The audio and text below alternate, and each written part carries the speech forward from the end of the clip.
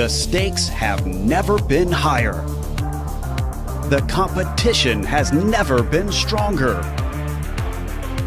35 drivers, 20 rounds. One will be crowned champion.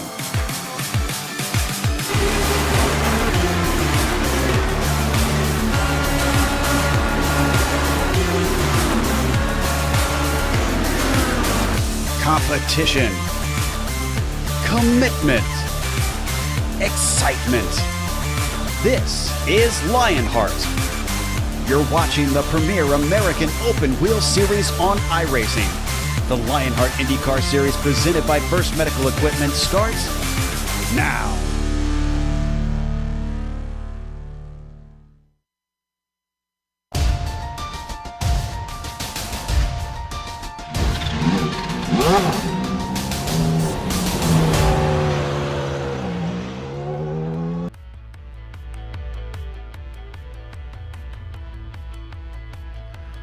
We're all gamers, and HyperX is always ready to game. Competition, commitment, excitement. This is Lionheart.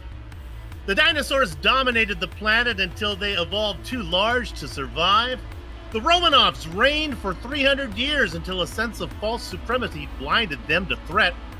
The Beatles had no equals until the stress of success caused the inevitable. The Lionheart universe has its own dominant predator, its own royal ruler. It's called Blocker Mania, and for a race short of 3 seasons now, everyone from preteen girls to retired old men have been deliriously screaming in admiration.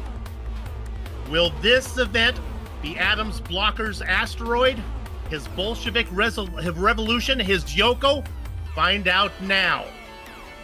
From Auto Club Speedway, this is the Global SimRacing Channel's final round coverage of the Lionheart IndyCar Season 8 Championship, presented by First Medical Equipment.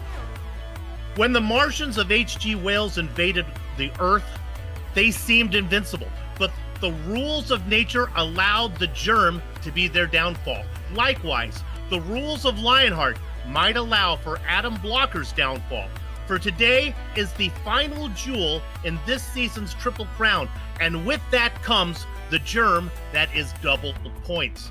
Some consider double points a gimmick, but fans, this commentator, and probably Andrew Kinsella are quick to hear their praises. For without such a gimmick, Kinsella's 76-point gap to Blocker would be unspannable. And a third straight Blocker Lionheart IndyCar Drivers' Championship would be a foregone conclusion. But things are as they are. So with the championship in the balance and a full 500 miles ahead, let's set the final jewel of this Triple Crown with the running of the Lionheart Championship 500 presented by SimXperience.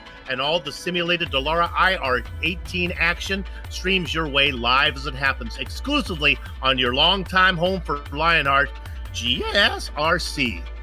Streaming cyberspace into your place from the garden spot of the western United States, Fontana, California. Welcome to the SimXperience Countdown to Green. Over the next few minutes, SRC will bring you all the storylines, all the stats and facts you'll need to appreciate the Lionheart Championship 500 presented by SimXperience. GJ Clark joins yours truly, Bill Soupson, way up in the press box to bring you our Word's Eye View. Sean Ambrose has director duties, armed with cameras provided by Dougie Beard. Now, Lionheart's version of Dan Marino, Carl Malone, and Ted Williams is, of course, Dan Guerin. Like the aforementioned trio, Guerin was never able to nail down a championship despite an impressive list of accomplishments. No better exemplified than what Dandy Dan achieved here at Auto Club Speedway, winning twice and holding the record for most laps led and fastest qualifier. Adam Blocker is the defending race champion, and along with Andrew Kinsella and Big Joe Hassard, hope to join Guerin as the only 2-time winners here at Fontana. So, with the ghost of a former Kaiser Steel Mill employee still haunting the Southern South short shoot, let's take a look at Auto Club Speedway.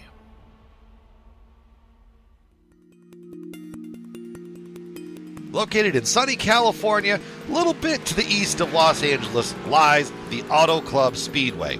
This 2-mile D-shaped oval constructed on the site of a former steel mill in 1995 by Roger Penske and opened to the racing world in 1996.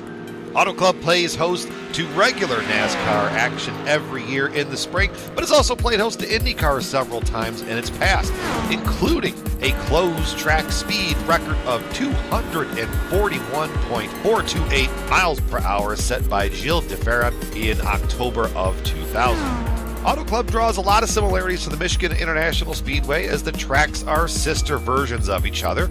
Michigan has the more banking, but Auto Club is wider.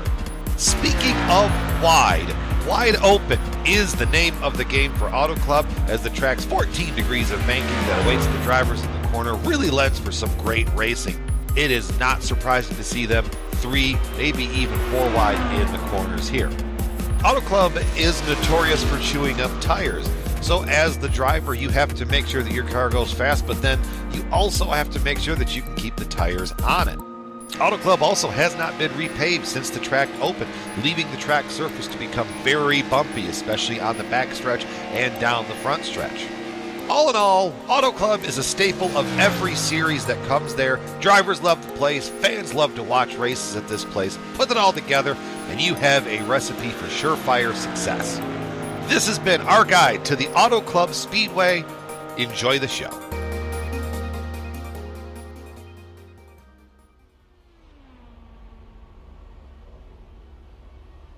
With that look at today's racing venue, much thanks to Andy and Jackson in the GSRC graphics and video department for all their hard work over these many Lionheart seasons. And now it is my pleasure to reintroduce my booth mate for today's broadcast, DJ Clark. Thanks, Soup. Well, as you said and as you saw, we are here at Fontana, the sister track of Michigan International Speedway, located out in the Inland Empire of the greater Los Angeles area. This D-shaped oval has been the site of some of the greatest IndyCar races in history, and I think tonight is going to be no exceptions. The thing to keep in mind, though, with these IR18s is, number one, it's going to be the draft. iRacing has recently introduced some new aerodynamic changes to these cars. It makes that draft all the harder to keep going through the corners. That dirty air really comes into play here. Very, very tricky. The other thing to keep in mind is tire wear. They've also put some new tire model updates onto these Indy cars, so the tires are going to wear a little bit differently than they used to. What that means for these drivers is that inside line that we've seen a lot of guys run on some of these super speedways earlier this season is going to be harder and harder as this race goes along. Look for a lot of guys riding that middle to outside lane, try to keep that momentum up going around the corner.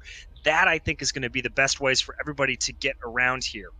And now just remember, as we said before, the Countdown to Green is brought to you by the SimXperience AccuForce steering system.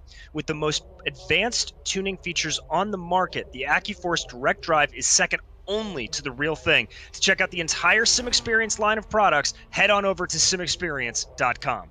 And now let's quickly take a look at the driver standing. It really comes down to two drivers, Blocker and Kinsella. Of course, these are brought to you by First Medical Equipment. Page 17 on the GSRC Commentator's Handbook emphasizes the importance of drama over truth.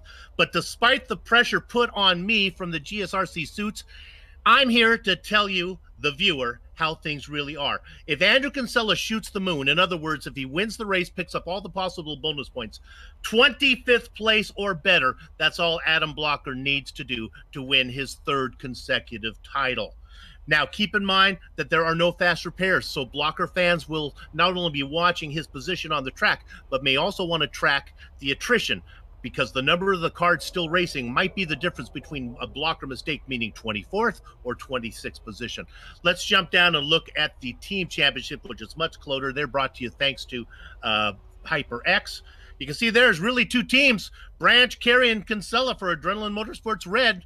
And then you got 17 points back, which is basically nothing, Harrington, Larkamp, and Taylor for Allen Tech Simulations NHR Esports. So we'll watch that one. A battle that the DJ is going to talk about that was close earlier on that kind of turned into a runaway is the Rookie Championship. DJ? And that rookie championship is brought to you by the Butt Kicker and the Butt Kicker line of products. Joshua Chin absolutely running away with those standings, as you saw there. He is going to be the Rookie of the Year for Lionheart in 2020. Frazier, Holmes, Rasmus, all behind them. Not a real chance to catch up to anybody there. The best battle we're going to see, though, is Aaron Morgan and Mike Rasmus there.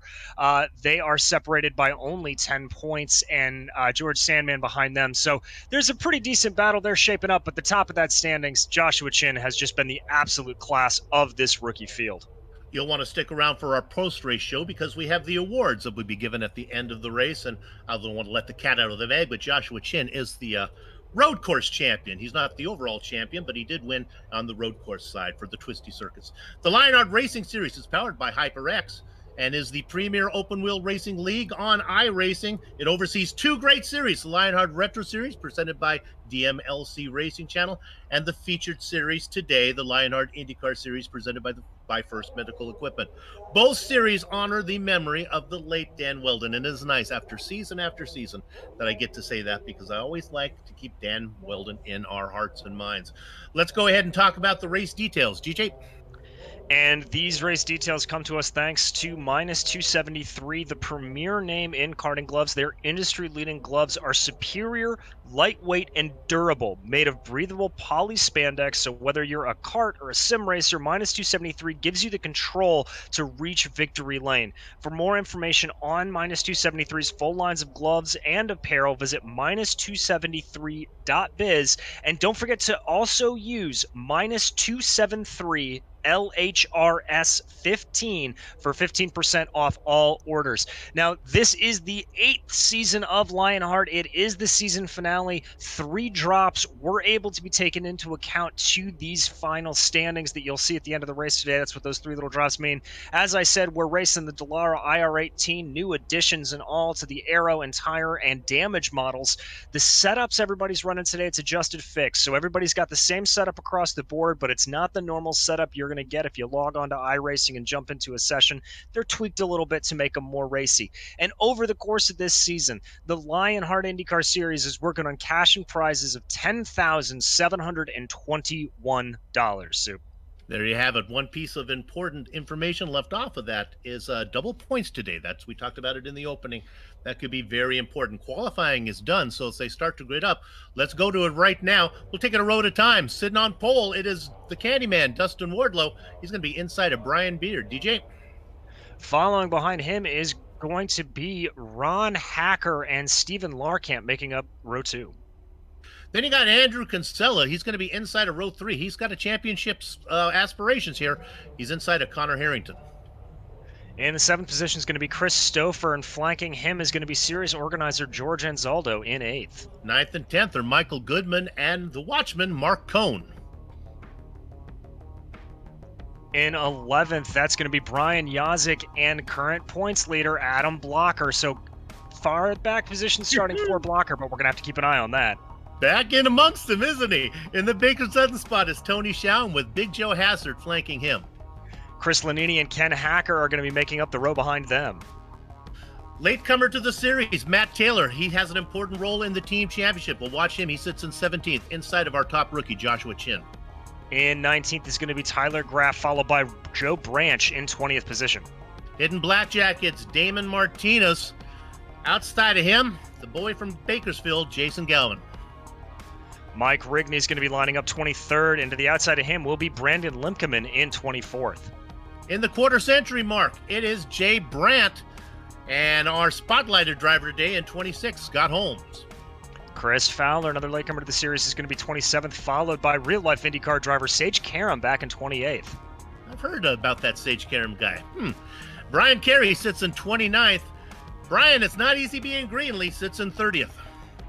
In 31st is going to be Adam Frazier, followed by Justin Weaver in 32nd.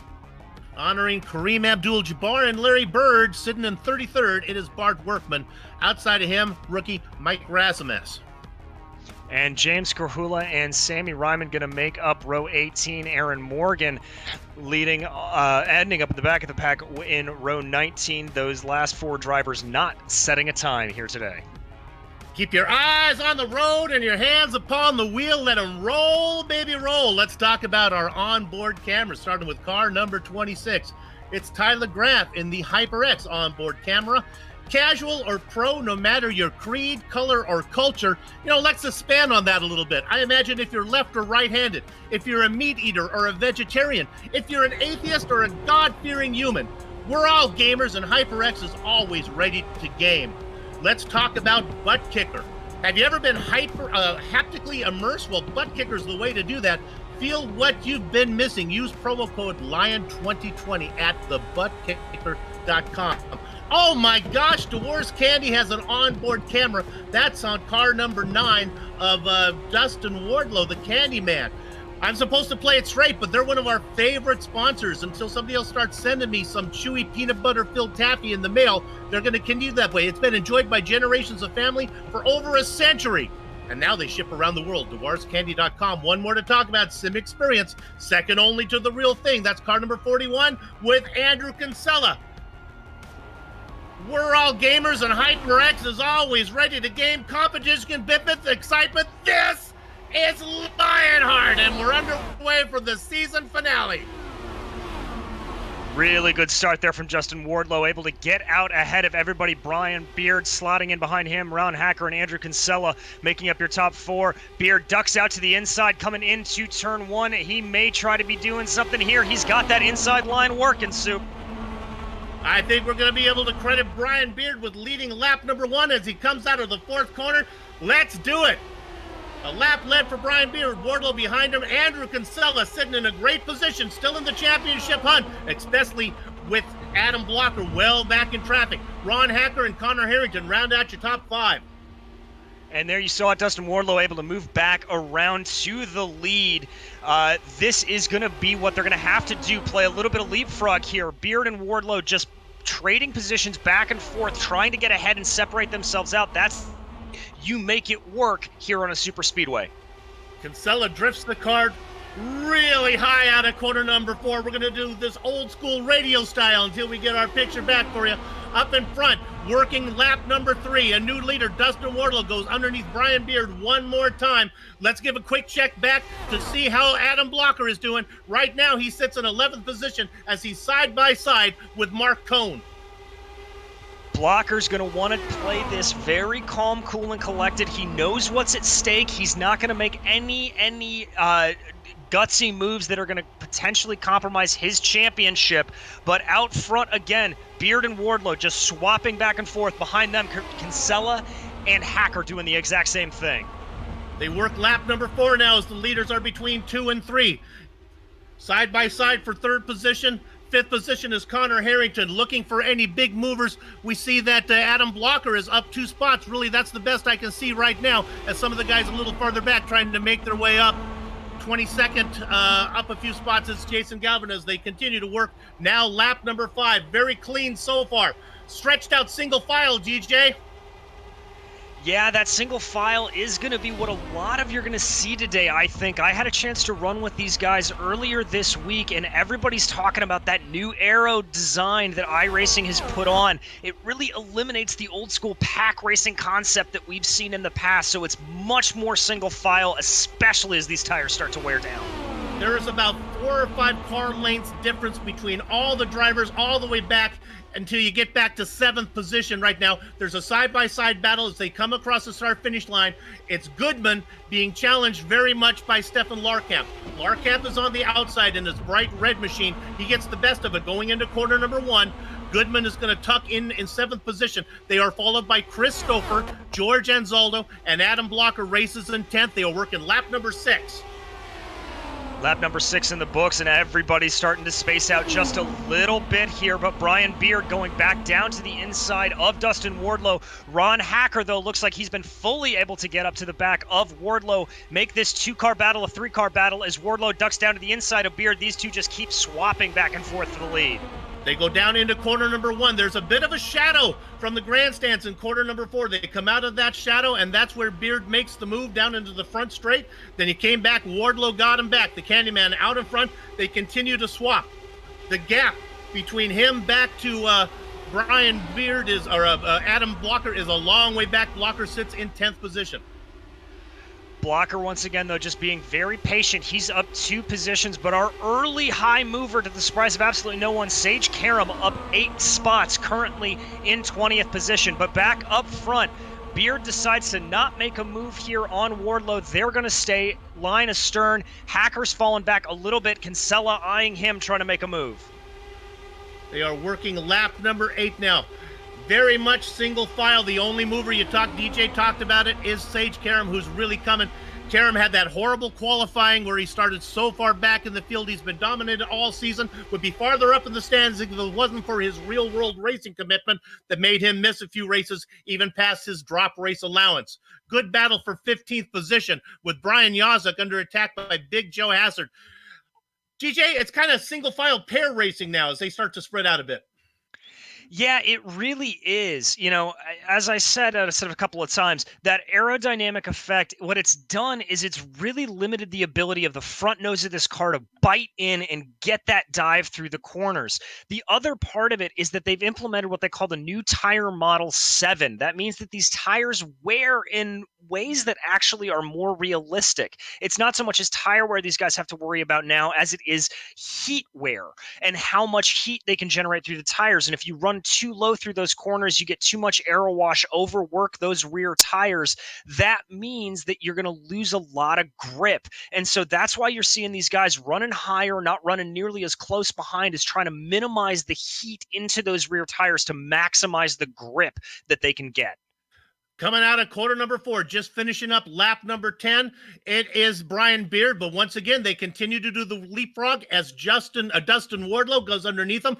Watching the whole thing in 3rd position has been Ron Hacker. Ron Hacker is no longer challenged by Andrew Kinsella, who starts to fall back into the clutches of Connor Harrington. Harrington has been racing in 5th position the entire race, but now beginning to gain some spots on the man, Andrew Kinsella, who has championship aspirations. And I can't tell at this moment if Kinsella's just kind of waiting back, sitting back and waiting, or if Hacker's just been able to pull ahead here. We've seen him kind of seesaw as the course of this goes along, so we'll have to keep an eye on that. Obviously, both Blocker and Kinsella really not thinking about winning this race necessarily. They're thinking about championship implications. But the good news, Soup, we are 12 laps down. Everybody's been able to keep it nice and clean here.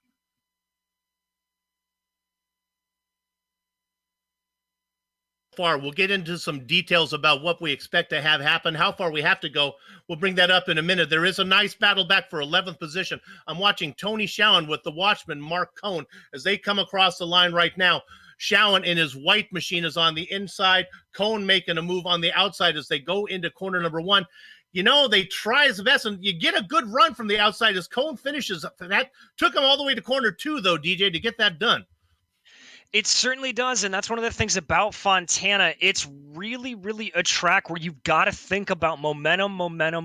That higher line's going to give you that momentum. The inside of the track, obviously, it's the faster way around. It's the shortest distance between 1 and 2, but that outside line, you can carry more speed around it, and so that's why you see a lot of passes getting done there.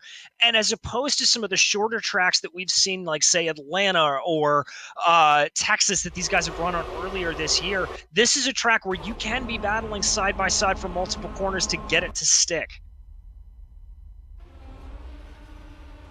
Working lap number 14 now. Brian Beard and Dustin Wardlow continue to swap positions twice, maybe 3 times around. And once again, now Wardlow comes back up, and we got our picture back. We're going to get the rest of it back for you here in a minute. We'll get the graphics for you as well. But you can see him racing out there. We have been clean now for 15 laps. We've been clean for 15 laps, and that is one of the best things you can say here. The other part that iRacing has put into effect is you see some great side-by-side battling here all the way through the field is a new damage model for these Indy cars. Pieces now fly off, and those pieces can harm the car in front of you if you run into them. So if, on the unfortunate instance, there is an accident, watch out for that flying debris. You know, if I'm Andrew Kinsella, having like a new package in probably the most important race, what a great thing for him. I mean, if he wants Adam Blocker to have trouble, this would be the race that he wants to do. It's maybe Blocker's trying to still figure stuff out. Can we look quickly in 18th position? This is car number 2. Nope, we're not able to do that yet. Okay. I just want to talk about Sage Karam now, who is up into 19th spot, is working really, really hard behind Jason Galvin and Joe Branch. There, we're looking at it. Yeah, He's in amongst them. Sage in that Wix Filters car just bopping and weaving this way and that, doing what we've seen Sage do a lot of times during the course of this season. There you see him diving to the inside. He's not afraid to wear out those inside tires. You see him here slide back up the track a little bit. That's the big fear of when you start to go low over the course of a run. It's not being able to get the car down there at the beginning of the corner. It's actually where the car will drift up. It's almost like you're driving a dirt car on a slide job line, trying to keep the car down as possible and hopefully not run into the guy you're trying to pass. Oh, we got that spinner down there. It looked like it might have been Ken Hacker. He got it was Matt Taylor, apparently. It was not Ken Hacker. And we've got more spin there. That's collecting into the wall. Taylor on screen there, getting into the wall. That looks like he did collect Ken Hacker at the end of it. That's going to bring out our first yellow, Sue. Yeah. I think it all starts with, if I look at it, I think it all starts, does Hacker get in the wall first? Matt Taylor is off pace, and then Hacker comes up behind him. No, yep, ooh, there it is, that little dink there. Taylor just lost it coming off the corner, trying to run that low line, prevent that drift like we talked about. Then you see him working his way through the corner, and bam, just absolutely collects spins. Couple of guys into the wall. That is not a great way to finish your race here at Fontana. The good news for everybody else is I believe it was confined to Ken Hacker and Matt Taylor. I believe everybody else got through it as they had that incident on lap number 17. And with that said, DJ, pit lane's open and we got lots of takers. Yeah, obviously you're going to need a decent amount of fuel here to get through these 500 miles, but the most important thing is going to be getting tires. You get tires, you can make passes a little bit easier, you can make them a little bit faster, so literally it looks like pretty much the entire field coming down pit lane here. Everybody coming in. It looks like everybody hit their spots. Chris Stover had a little, George Anzaldo had a little trouble finding his stall. Let's see what order they come out at. Looks like it's the Candyman Dustin Wardlow, Brian Beard. Those were the two guys who were racing up front. Big pickup from Connor Harrington as he moves around a few drivers. Andrew Kinsella drops back into 5th with Ron Hacker in 4th. That was a mega stop there from Connor. Really good for him to get in and get out there, leapfrogging a couple of cars. But up front, Dustin Wardlow and Brian Beard continue to be the class of the field in the early stages of this race. Let's find out how far we have to go. How far can we go? So we look at our race analysis brought to you by the Butt Kicker. There you see a full 250 laps. We're going 500 miles. I can do the math. That means the lap around here is 2 miles around. Fuel, we figured right around 39, so we're pitting on lap number 20. Let's see, they can go to about, I'll do the math there again, let's say lap 50 before they have to pit one more time. And then you see the incidents for DQs really not a factor on an oval. Yeah, if you get up into the wall, if you get up into the wall and get an incident point or two here, you're not going to be worried about a disqualification. You're going to be worried about your race being over.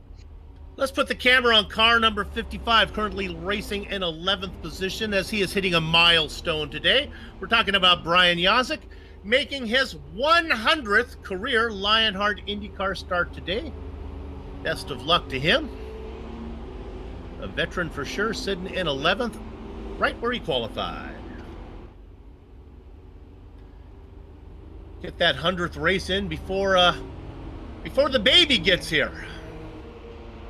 My dad told me there are 4 things that will affect your sim racing career: romance, employment, education, and children.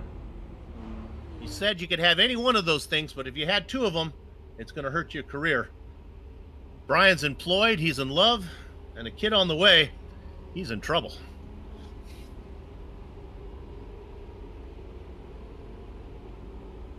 Working lap number 21.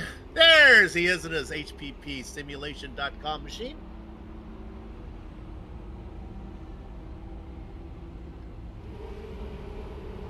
Pace car coming around, and the lights are off, so I believe we're going to go green this time, and it'll be Dustin Wardlow leading the Stampede down into the first corner. Glad you're with us. A full 500 miles on tap. It is indeed the Lionheart Championship 500 presented by SimXperience. Gather up the chickens, take cut around the cows. The horses are out of the barn. It's the Candyman leading the Stampede down into the first corner. Everybody's got a full tank of gas. Let's see how far we can go. Brian Yosek, Connor Harrington, Ron Hacker, and Andrew Kinsella, your top five. Everybody nice and spread out there on that restart, but this down the backstretch is when people are going to start to claw in, and indeed, that's exactly what happens. Brian Beard dives down to the inside of Dustin Wardlow. Connor Harrington thinking about coming down there as well, makes a move into second on Wardlow. Is he going to be able to make it stick? They're going to drag race to the start-finish line. I jinxed Brian Yosek as Yosek put it in the wall out of corner number 2. Joe Hazard got into him. I think it's okay. Yosek, lunatic, a ton of time, and now we got a yellow. James Krahula in corner number 4 did a beautiful 360, and I guess the automated iRacing stewards thought it was enough to bring out the caution, but it was well done. An Olympic pirouette. There you see it, just trying to dive low to avoid that slowing. Brian Yosek gets down onto the apron. That switch to that transition from the banking to the flat surface of the apron just throws him off. He spins it. Very good job to catch it. Now all he has to do is go on and win this race to make it a true Danny Sullivan move. Indeed. You heard me talk about Yosek. He got into the little bit of incident. He banged it off the wall. The car was damaged. It was slow. He was able to keep it out there without a problem until Krahula got around him, and that was enough to get Krahula. Yosek had brought the car into pit lane. I think it's repairable. At least the old car was repairable. I don't know what the repair model is on the new IR18. Well, thankfully, the repairs have relatively stayed the same. If it's, just minor wing damage or something like that, it'll pop on and off. Really what it is it's kind of cosmetic. It looks more like a real crashing car. And once again, like we talked about, those pieces flying. But, if you look at that there, Brian looks like his left front tire, that's a little cockeyed there. I think he may have a little bit of extra damage. So he's going to come back out. Yeah, look at the way he's steering that suit. Well, take it out for a lap, see what he can do with it. He's got a little time to figure it out. Again, we talked about attrition. While Adam Blocker doesn't wish ill will on anybody, but every car that is out is one less car he has to worry about being ahead of him if he runs into a problem. Remember, 25th is his goal. Sage Karam, we talked about his charge. It won't be long until you see him up front. Started in 28th. Well, he's up to 11th.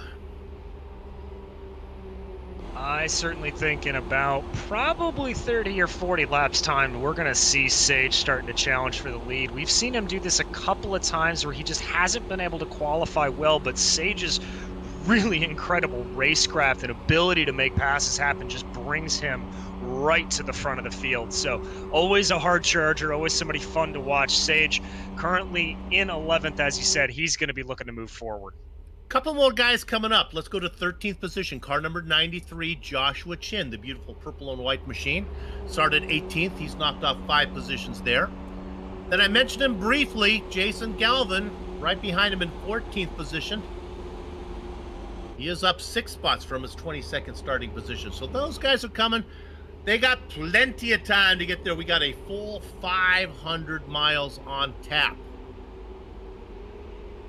The lights are still on the pace car. Let's take this opportunity to talk about our profile driver.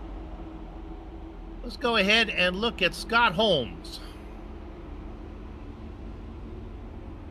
And we'll bring Scott Holmes up here for you. Currently back in 23rd position. You can see all the information for Scott. I have some other stuff. I put our crack reporters doing a little investigation. Scott is due to win the Turning Point Award. You want to, again, stick around for our post-race show where we give those out. He's had the best second half of any of the drivers out there.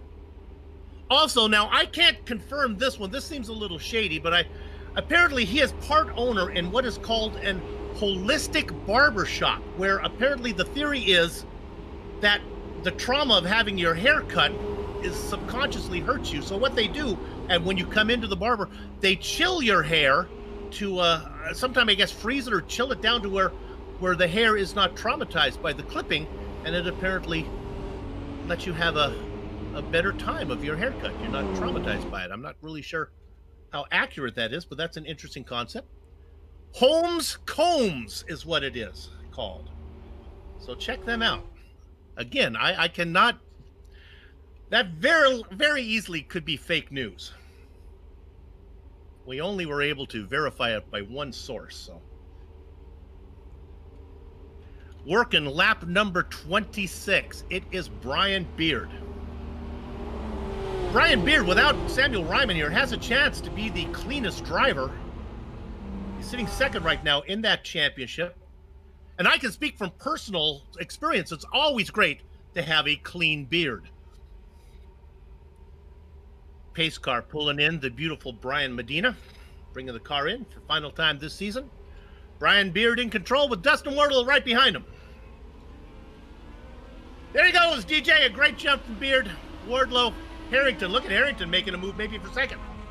Yeah, it looks like Dustin got caught a little bit napping there, had to check back up, and that in turn checked up Connor Harrington, but Harrington taking full advantage of that, diving down to the inside. Looks like he's going to be able to carry that around, move that car back up the track and ahead into second place as they dive down the back straightaway. But Wardlow definitely keeping it up. Here he comes, diving down to the inside through 3 and 4. They're having a little fun, but there is nowhere for the Candyman to weakness as he had to back out, because he was blocked on that inside line. Harrington now sits in second, and he's thinking about going to the lead. He ducks underneath Beard, and he gets there. Can he be in the lead when we come around out of corner number 4? I don't know. But right now, it's the dark blue car of Connor Harrington. It's good, smart heads-up driving there from Connor Harrington, that all really being a result of his excellent pit stop. But Brian Beard not having any of it, diving back down to the inside. These guys just swapping places left, right, and center. Behind them there, you can see Dustin Wardlow got a little high up the track. That's going to allow for Andrew Kinsella to come up. Looks like he's going to start to challenge for a podium position here. Kinsella, one of your championship contenders, looking to move up the field. I'm going to steal you away from this because my spidey senses are tingling. 8th position, car number 31. This is Tony Schowen. Sage Karam is in the mix. The red car up top is Stefan Larkamp. These guys have been swapping position, and they've been going 3 wide. Watch out for Karam as he now goes underneath. I knew it was coming. 3 wide into 3. Can Karam keep the momentum down low? They come out of 4. Watch the red car of Larkamp up top have the run. These guys continue to work up, watching the whole thing in the popcorn position as Joe Hazard with Jason Galvin coming as well. The racing back here is intense, much more organized up front, much more frantic back in 8th and 9th. And their soup is exactly what I was talking about earlier, that amazing racecraft from Sage, just knowing exactly where his car is. You saw him coming off the floor, just sliding that car in front of Tony Schowen, getting it up into the proper racing line. Sage on an absolute charger here, but Stefan Larkamp starting to challenge a little bit, using the momentum off the high side. He's going to dive out to the high side as they cross the start-finish line. It looks like Sage is going to have a little bit of an advantage here, but Stefan's not going to let him go anywhere. The good news for Karam is there's clear track ahead of him, assuming he can stay in front of Larkamp. He's got himself about 1 second to get up to Michael Goodman, who is at the back of the lead train. It's a 7-car lead train up front. We better go up front. Blocker trying to go underneath, that would be Ron Hacker for a position. And meanwhile, Andrew Kinsella goes underneath Beard for a position. Too much action to look with only 2 eyes. I need a third eye or about an 87 different screens here to keep an eye on it. Everybody just slicing and dicing here in the early stages of this race.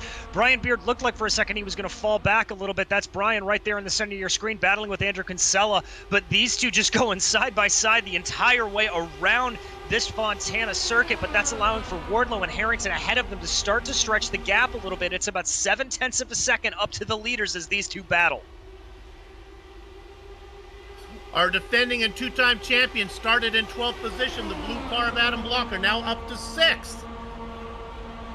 You can see him back there right behind. You saw him at the very left of your screen. That's Ron Hacker. He chases. The battle up in front continues. On the top side, that is Beard going for 3rd around Kinsella. Ron Hacker has a spin right in front of Adam Blocker. Adam Blocker just dodged a giant bullet that could have taken away his championship hopes. Right in front of Adam Blocker, the car spinning in front of him was indeed Ron Hacker, car number 21.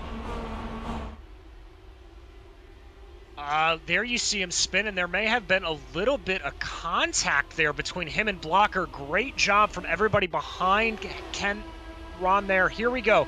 This is the helicopter shot. That's Hacker in the white and red, Blocker in the blue. Hacker diving down low a little bit. Oh no, he caught the apron there. That's what happened. Just got a little bit too low trying to arc the corner on exit. Caught the apron, tagged the wall a little bit, and that's a hard hit for Hacker and is going to bring out our 3rd caution of the day.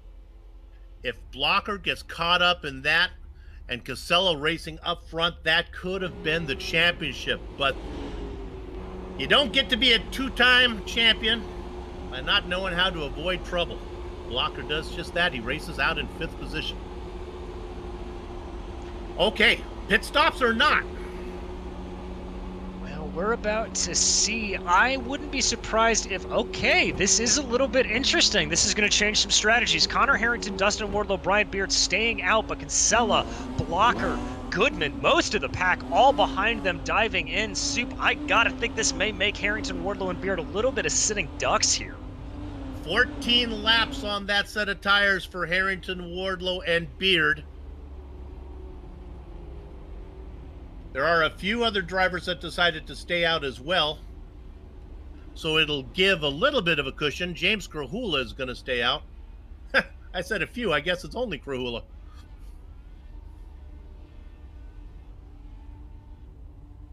Well, we'll see how important tires are. Blocker leads the pit stoppers out of pit lane. Aaron Morgan, a pit lane accident with Aaron Morgan getting into it with Jay Brandt in pit lane. Very strange instance there. I think I saw to the corner of my eye somebody else. It may have been George Anzaldo also has some troubles on pit lane as well. But we're going to jump back and check this out on replay. That's Morgan there in the back of your screen. There you can see him right in the center. Here he comes going down. Is this the contact? Boop. Didn't see each other. They spin each other around. That's lost wheels, lost parts. Great slow speed example of iRacing's new damage bottle, but that's going to be a very, very tough break for both of those drivers.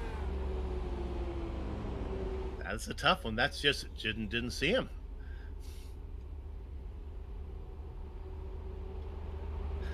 See if those repairs can get done. So now what you got? And you can check this out on live timing and scoring. Let's see if I can get this one right. Our director will help me. GSRC.TV. If you want to watch live timing and scoring, you look at the top of the screen, you can see Connor Harrington, Dustin Wardlow, and Brian Beard. You look in the column that says stint 16, 16, 16. That means they've been out there for 16 laps on those tires. 16 laps drained out of the fuel tank. Everybody else, about 1 lap. So they'll be able to go about, I would say, another 20, 25 laps, maybe even stretch it to about 27 or so on the fuel tank. But as we've talked about, the biggest problem for these leading three is going to be the tire wear.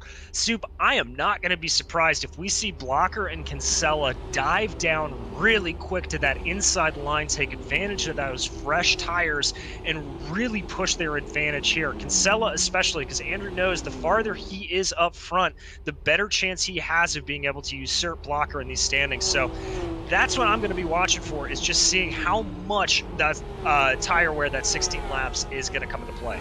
We mentioned James Perhul staying out in 4th position. He thought better of it and made a late pit stop, so that did allow Blocker now to move up into 4th. And Andrew Kinsella, the two rivals in the points, racing 4th and 5th right now. Pace car is in. We're going to go green one more time. This time it's Connor Harrington going to lead them down into the first corner, the dark blue machine. Harrington has been fast all season. Winning, racing up front has not been his problem. Finishing has been his big Achilles heel. Down into the first corners, Harrington, Wardlow, and Beard. Not the dive that we expected from Blocker and Kinsella, unless they're going to wait a bit and try it into 3. Not at all. Looks like the two of them just trying to prove me wrong a little bit here. There you see Connor Harrington diving down to the inside line, trying to break the draft. He's got to be careful. Those seams on the backstretch in this asphalt, very, very bumpy. And surprisingly easy to lose the car there as you watch Andrew Kinsella starting to take the fight to Adam Blocker, trying to get some speed on the outside. And who's that behind them? It's Sage Karam moving his way up to 6th place. No matter how much you try to shake it up in qualifying, the top drivers always seem to get together. And here we have Blocker, Kinsella, and Karam. They've been your 3 best drivers all season long. There they are racing in 4th, 5th, and 6th. It is interesting to watch after quarter number 4. I'm trying to get a feel on whether the outside line or the inside line is the way to be first to the finish line. That time the inside line hell. Karam goes underneath. He picks up the position on Kinsella. Sage going to be there soon. Yeah, Sage working his way up there, and once again, one of Sage's best characteristics as a driver, like I said, is that spatial awareness. You see just how close he was to Kinsella sliding that car in front. He knows exactly where his rear wing is, exactly where Andrew's front wing is, and perfect placement of that car. And now he sets his sights on Adam Blocker. 31 cars still on the lead lap. I believe we have lost these drivers: Ron Hacker, George Anzaldo, Jay Brandt, Brian Yazek, Ken Acker, and Matt Taylor. The loss of Matt Taylor, very important in that team championship. Few points going to be contributed by him. Yeah, as we stay here with this battle, you see Sage really trying to work that bottom line, but now it's Kinsella taking the fight back to him. He's going to try to give Sage a little bit taste of his own medicine. Kinsella, though, worried about running up the track. Looks like he just backs off that throttle pedal ever so slightly, going to tuck back into the draft, coming down the main straight. There we are on board with it. This is a great shot. You can see it coming up into those high gears, those sort of drafting gears like we talk about. Sage running down on that inside line, almost cutting the apron, and you can see that momentum that Andrew gets off of the corner, diving down the back straight. Is he going to have enough to make it work through 3 and 4? They are side by side, and again, let's see how this plays out, because this could be kind of a preview of what we might see on the last lap. Fontana is notorious in Lionheart for having close finishes, and this time Kinsella makes the pass. DJ, I think we can say that Harrington and Wardlow and even Beard, they're pretty sharp cookies. They knew probably tires weren't going to be an issue. So now the only issue for them, assuming that the tires are on equal terms after only 13 laps difference, fuel. They are going to have to come in, and they risk being in that little danger zone where if they have to come in and they lose a lap if the yellow falls at the wrong time.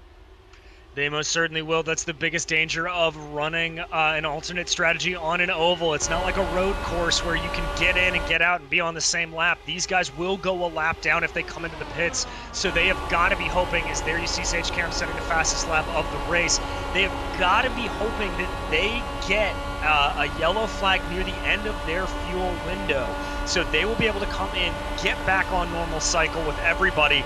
If not, it could make for a very, very long day for these guys. Shuffle them well back the order and make them fight their way back up to the front. It is a weird situation where you're hoping for a yellow flag until you have to pit. and then you're hoping not for a yellow flag until everybody else has to pit. They continue to swap for positions up front. Now here at Fontana, with lap times of only 32 seconds, you cannot make a full pit stop and get out without losing a lap. At Indy, you can. At the Indianapolis Motor Speedway, you can come out just ahead of guys because the laps are a little bit longer. Not the case here. Boy, look at them swap positions up front as we look at that battle. Look at the racing going on. That's Karam now looking for a spot. Well, and the other thing that all of this swapping is going to do, apart from being able to pull themselves away from the cars in front or behind them, what it also allows these guys to do, you saw when we were on board with Andrew, being able to flip up through the gears, run in 6th gear, back off the throttle a little bit and stay behind. These guys can save a little bit of fuel by doing that. And so I think for the guys who are on the normal pit cycle, you see them right here, Blocker, Karam, Kinsella. These guys can just charge hard the entire way. But for Brian Beard, who you see Blocker getting around right now, he's going to want to tuck up behind in that draft, try to save a little bit of fuel, and extend his pit window as long as possible to get back onto that main cycle. Okay, we've shown you the guys up front. Then we've shown you Blocker and Kinsella and Karam making their move. I want to go back to 9th position. Car number 62. These are 3 names that you might want to keep in mind to the end of the race because they're fast. They're just not racing up front. Right now, it's Joshua Chin in 9th. He just got around Stefan Larkamp. And another driver, watch out for Jason Galvin. Galvin started well down the order, is climbing up. Started in 22nd, looking to move up into 10th right now as he moves underneath Larkamp. Galvin's got himself a race car too. Yeah, both Galvin and Chin always dangerous on whatever circuit they're on, and specifically ovals. Joshua, as we've said, is going to be the road course champion this year, but he has proven his mettle on ovals as well. Just absolutely always finding the best line around the track. You see him there running a little bit high, trying to tuck up behind Stefan Larkamp in that bright red car. Galvin tucking in behind them. These are going to be 2 quick movers, so it'll be fun to watch them as we continue to take into these 500 miles here today. Right on board with Jason Galvin. He's on the outside. He's got Chin underneath him. Let me correct myself. He's following Chin. Now Chin goes underneath Larkamp. Larkamp in the red car up high. Ooh, looks like Stefan got a little bit squirrely coming off of that line. Maybe that tire wear is starting to come in a little bit, just overheating the tires and trying to cool them down. There you can see, though, Galvin doing a really good job. When you come through these wide super speedway corners, you cannot follow directly behind the car in front of you. That aero wash, disruption of air in front of you, you can't get the full amount of downforce on the wings. You've got to poke your nose out just a little bit, get a little bit of clean air to be able to take full effect of the aerodynamics on the car. So Galvin doing exactly that. And there you see Chin being able to hold it ahead of Larkamp as they catch up to Michael Goodwin and Tony Schowen ahead of him. Yeah, now Schowen and Goodwin, we really haven't talked much about them. They've been racing in 7th and 8th for most of this event, but now those 3 fast guys have ran them down. Yeah, they have, and that's what can happen. I think you're seeing a lot of this sort of teammate-style racing when you play leapfrog with the guy ahead of you, and that allows you to pull ahead or catch up to guys. That's exactly what Chin and Larkamp did. It's allowed him to pull up to the back of Michael Goodman, and now it's just down to them to try to make the pass. Let's see if we can go to a wide-angle shot so I can give the viewers an impression of how things have sorted out on track. It's really in sets of 2. You have Wardlow and Harrington up in front. They continue to swap positions, and it's about another 1.5 seconds back to the next set of 2. Let's drop back to them. And you drop back, and you got Beard and Blocker, and they continue to swap as well. And then you go back another second or so, and you get to the next set of 2, which is, well, there's now Karam and Kinsella, and it won't be long until Galvin and Chin and those guys get up there as well.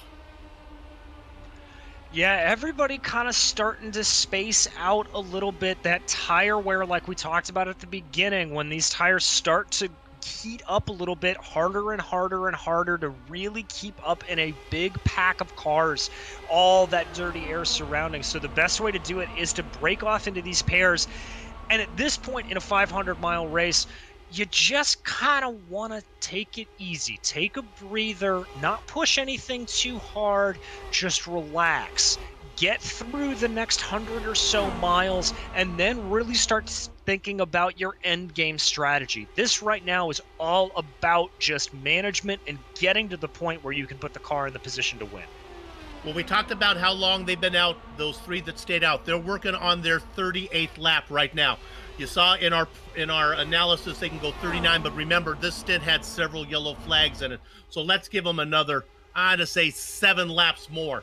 So I would expect a pit stop by lap 60. I think that's about right, Soup, and that will affect only our top 3. That's Wardlow, Harrington, and Beard. Everybody else on that alternate strategy, there you see Sage Karam, that's Stefan Larkamp falling back a little bit from that battle between Galvin and Chin. Galvin finally able to get around Larkamp. They're setting their sights ahead of them on Michael Goodman, trying to claw back in and seeing what they can do. Now, there is a bit of strategy for these guys up front, Harrington and Wardlow, to put in as fast as laps as they can. In theory, since they have such a big gap on Blocker, maybe they can get in and get that pit stop done without losing a lap to Blocker. I don't know if that's really doable. We'll see. It's going to be very, very close, as we've seen the entire time it takes for you to enter into pit lane, be stationary, and get back out, ranging anywhere from about 37 to 38 seconds, and that does not include speed down and speed up times. So I think you've got to be at least maybe 10, 15, 20 seconds up the road to actually make that work. And there goes Harrington underneath. I don't mean to be cavalier about the passing up front. I really haven't kept track of it. You know, I think they only chart them, DJ, about who's in front when they cross the start-finish line. But there's at least 2 passes per lap. You know, it may not show up at all because the same guy that leads at the finish line might be the same guy every time. I think you're just about right on that, Soup. And you see there, as we follow these guys around for an entire lap, they're just swapping on the front stretch, they're swapping on the back stretch, they're going back and forth. It's a really, really good job from the both of them.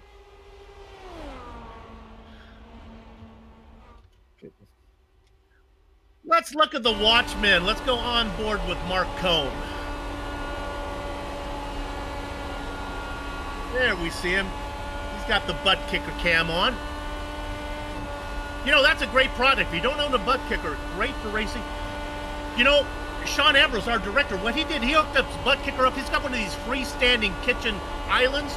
He hooked it up to that. He gets up in the morning, he cracks a couple eggs, puts it in a bowl, goes up, races about 3 or 4 laps around like Sebring or a lap that's real bumpy. He comes back, and the eggs are already all scrambled up. He just dumps them right in the pan, fries them up. So it's a great racing aid and kitchen aid as well. TheButtKicker.com. Check them out. It's a great product. And speaking of those bumps, you can see it there. Mark just having to deal with those bumps down the back straightaway. Very, very tricky. One of the characteristics of this track, is Mark gets very, very close there with, I think that was Scott Holmes drifting up the track a little bit. So that tire wear starting to come into effect, Sue. You talked about Scott Holmes. That is our spotlighted driver. Still out there, avoiding the curse of the spotlight. Well done, Scotty. Holmes is in 16th position. They are settled down a little bit. Let's see if I can find ourselves a hard charger. Let's look at this rookie, car number 68, Mike Razamas. Razamas always starts. In fact, he didn't even put in a qualifying time. I'm not sure what his aversion is to qualifying. Maybe he just likes to drive through the field, but right now he's one of those guys started in 34th. He's up into 18th. He's following Chris Stouffer.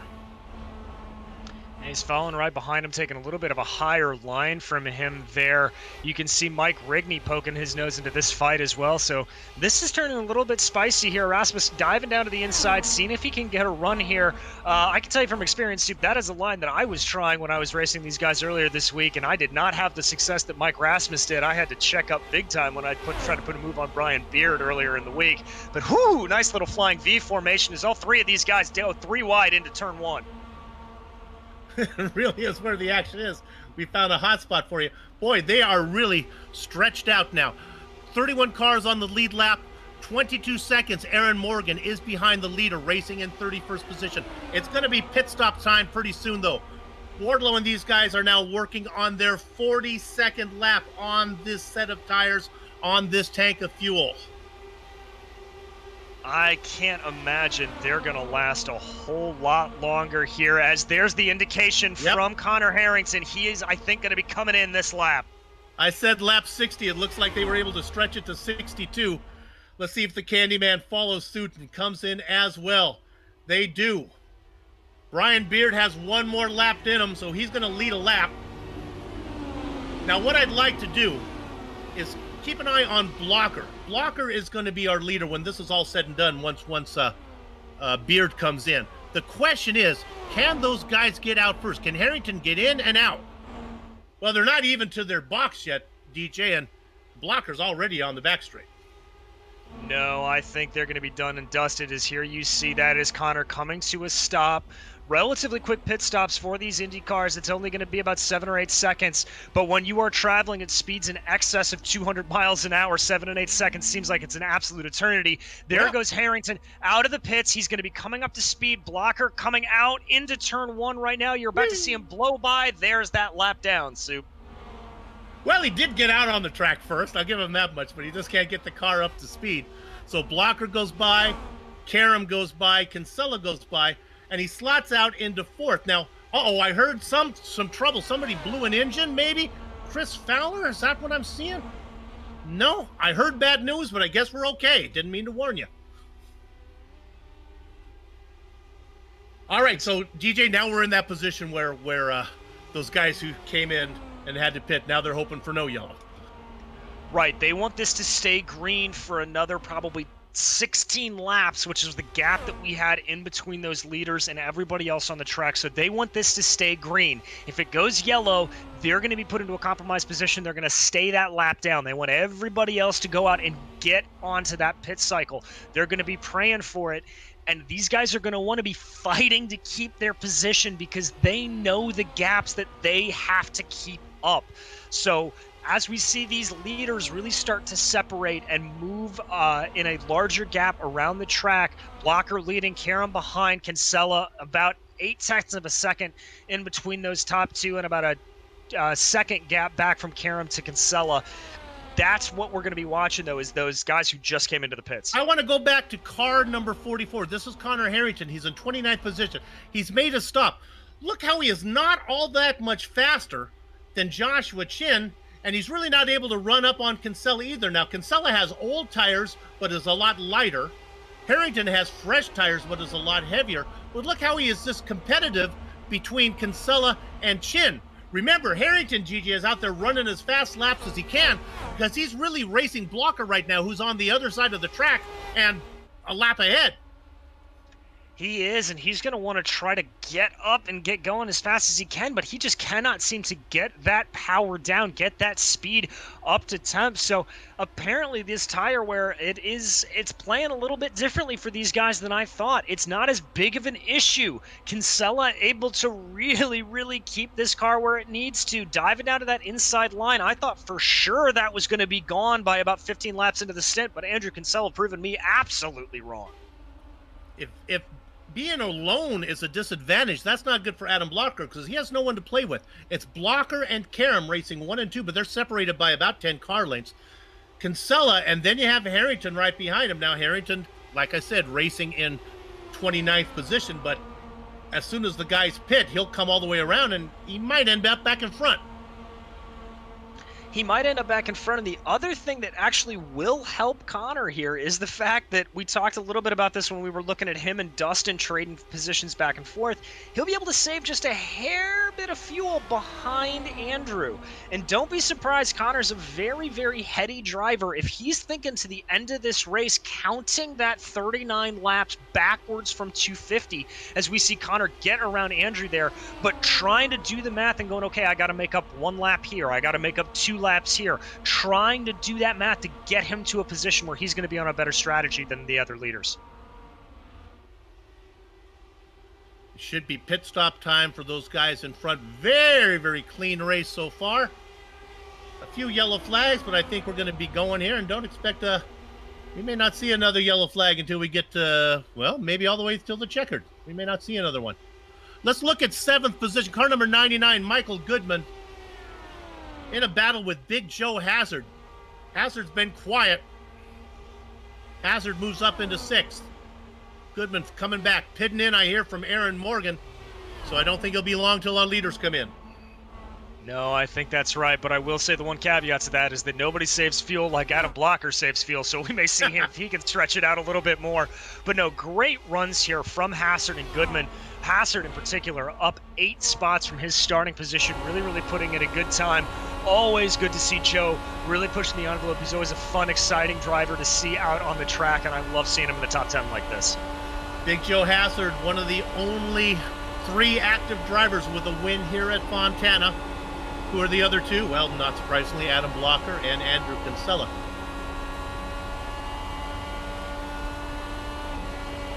Check out where Harrington is now. Car number 44, sitting in 26th position. He is in shouting position. He's a chipping wedge away from Adam Blocker.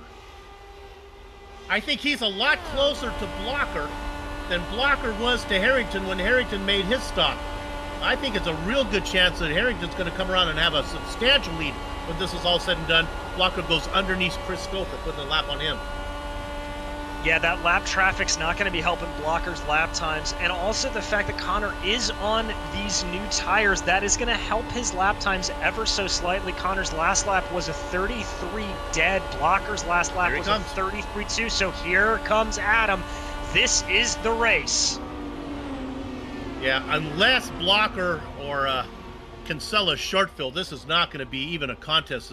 I think Connor Harrington is going to be comfortably in the lead.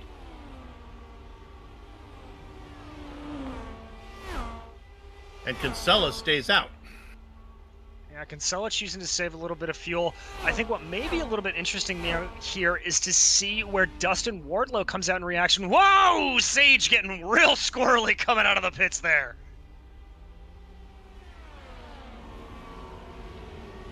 All right.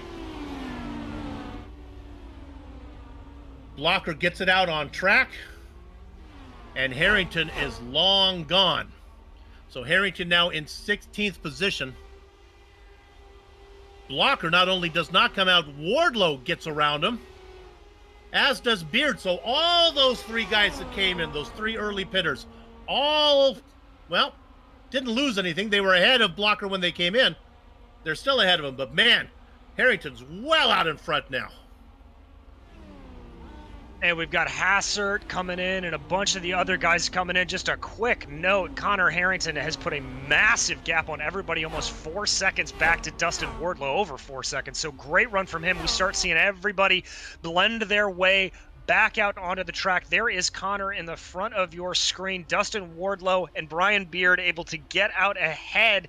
It looks like the top 5 when all this is said and done is going to be Connor, Dustin, Brian, Adam Blocker, Sage Karam, and Andrew Kinsella. But the gap is going to be substantial for Harrington. I mentioned it earlier. Speed, never the problem with Harrington. Getting the car home. I think Sage Karam might have just put the car in the wall outside of corner number 4. Let's get a replay on this, Director. It just happened. Sage Karam, car number 2. In fact, he's really hurt. It's more than just putting it in the wall. He's sliding on the grass. He's had an incident. I don't think we're going to get a yellow from this. This is a long time coming, DJ. Take it. Yeah, here we go. We see him coming in. We saw him have some problems coming out of pit lane. May have just had a lapse of concentration. Comes around there. Tires maybe a little bit cold, not used to it. Oh, little bit of a wall right there. Tries to catch it. Oh, and hard into the wall. He's going to come down onto the grass there. You see those bits of debris coming in. Hard smack into the wall. I think that's Sage's day done. You see him take the tow. He is in the pits, and that is going to end his charge through the field. That could be a record for most distance between first hit of the wall and last hit of the wall. My gosh. Well, there's another one. Bites the dust. And again, that's another driver that Adam Blocker doesn't need to worry about finishing ahead of. All right. So let's run down where we stand right now. We're going to go through the field. We'll take our time. I'll take the first 2. We'll give DJ spots 3 and 4. Our leader, Connor Harrington, almost 4 seconds up on our pole sitter, Dustin Wardlow. Wardlow's, he's not that far ahead of the next guy, though, is he? No, he's not, and we kind of swap positions on this, but Brian Beard moves his way up to second position. Adam Blocker right behind them, your current championship leader. Just to remind you about those points, if Blocker finishes here, he will be the championship leader for the 2020 season. Put $5 in the jar, pulled back the curtain here at GSRC. I was on replay, so after the Sage Karam incident, forgot to fast forward my machine. Let's go to 5th position. The man who still has championship hopes, Andrew Kinsella, qualified in 5th, racing right there as well. He's about 2.5 seconds ahead of Tony Schowen, who races in 6th, but not for long, DJ. Not for long at all, as Tony's really starting to put some pressure on him there, but Tony's getting some pressure from Joshua Chin, rather, sorry about that, as Joshua Chin moves his way up above Tony Schowen. Behind him, Joe Hassert looking to get in on the action as well. Joe continuing to put in a good run, as he always seems to do on these big ovals. They sort that out. I'll drop you back to 9th position. Very, very quiet run from the New Yorker, Michael Goodman. He's been racing in the top 10 the whole time. When it might be time, when the chips are on the table, look for him to have some nice cards in his hand. Let's go to 10th position. Again, the driver we've been talking about. He's all the way up to 10th, the Bakerfield boy, Jason Galvin. He's been coming, just hasn't got up front yet.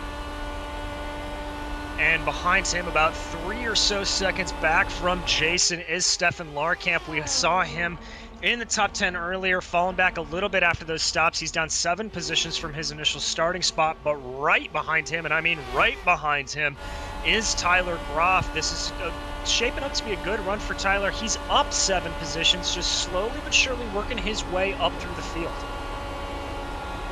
Then you get to the Baker 7th spot. It's the Watchman, Mark Cohn. He's got about a second lead over Brian Carey, but Carey is under attack right now from a rookie. That rookie being Chris Fowler. There you see him diving down the inside. Looks like he's going to be able to take that position. Can he hold it?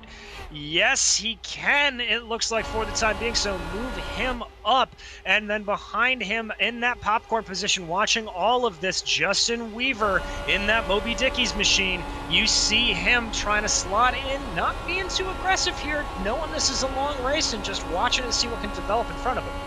I don't know what hush puppies are, but they're supposed to be really good at Moby's Dickey. So if you're watching, enjoy it. Let's go back to 7th position. This is our spotlighted driver, Scott Holmes. Started in 26. He's still out there. Nice job, Scotty. He's got himself about 4 or 5 car lengths back to Mike Rigney. Rigney in his familiar 00. But here comes another rookie.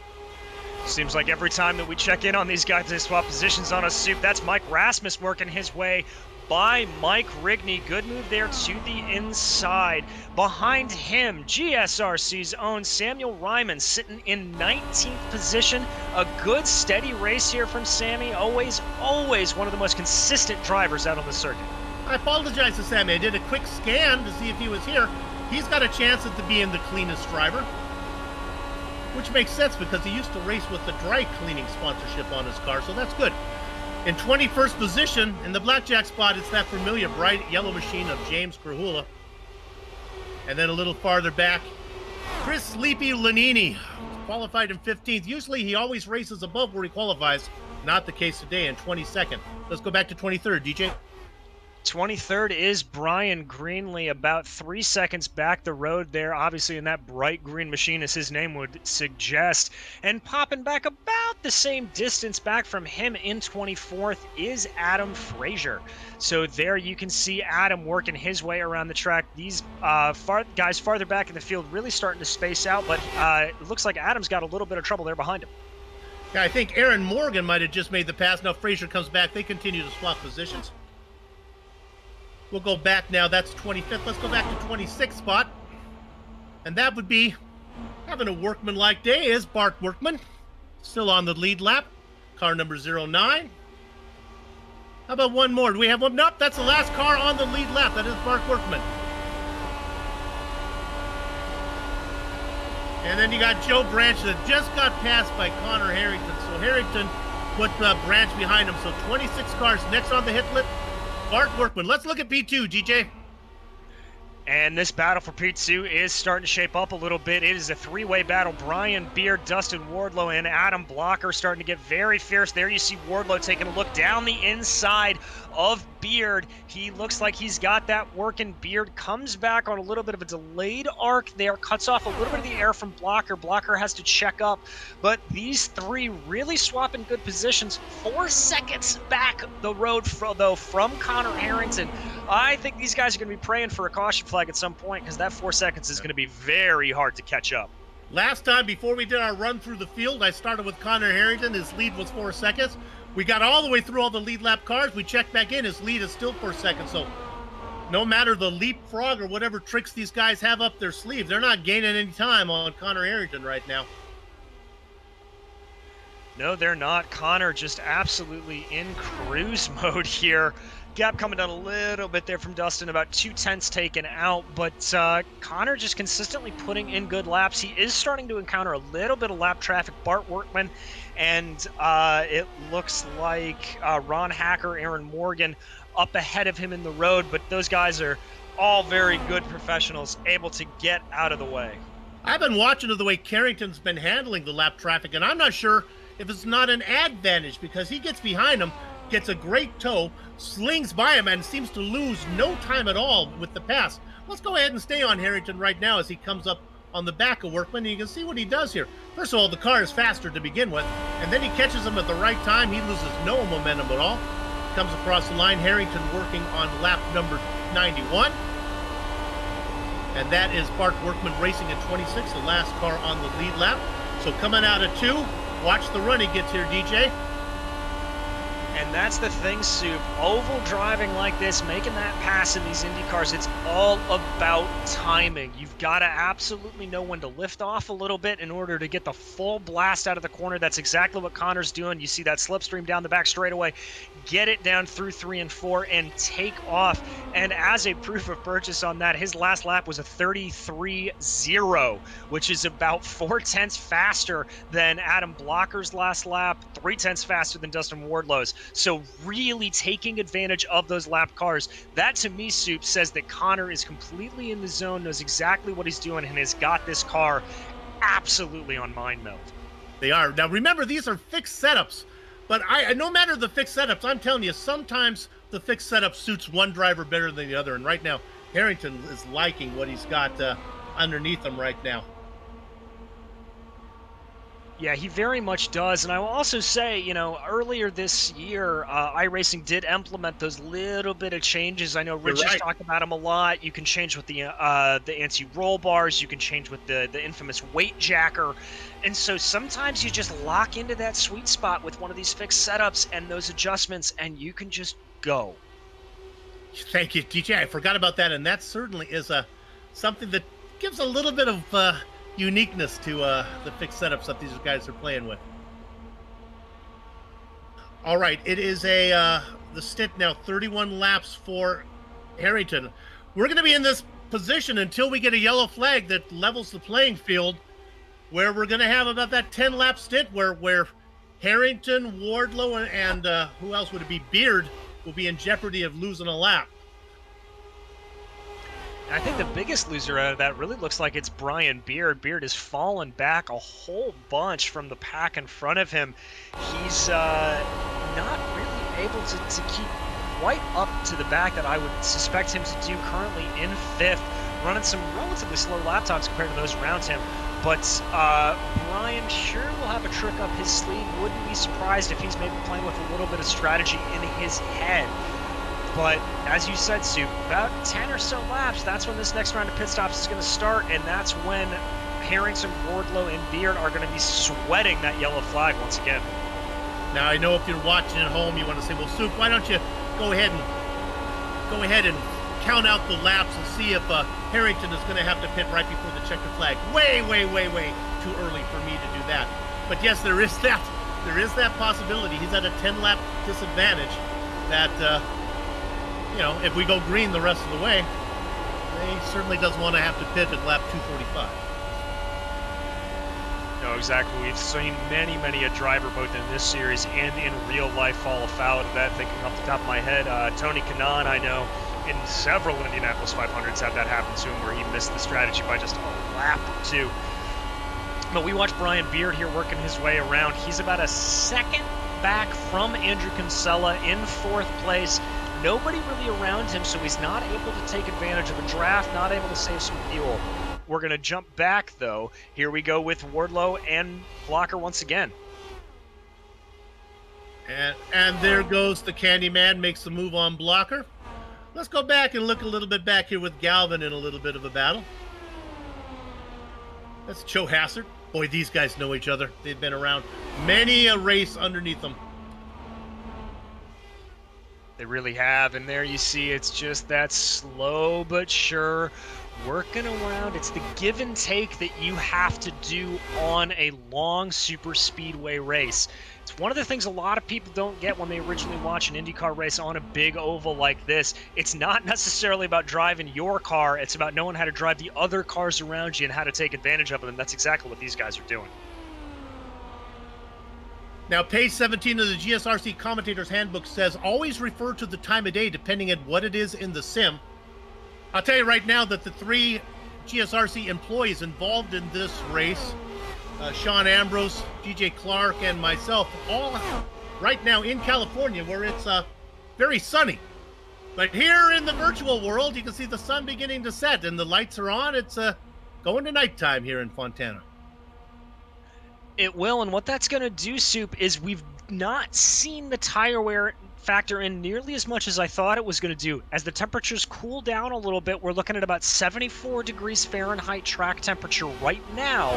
That means, there you go, you can see it up on your screen.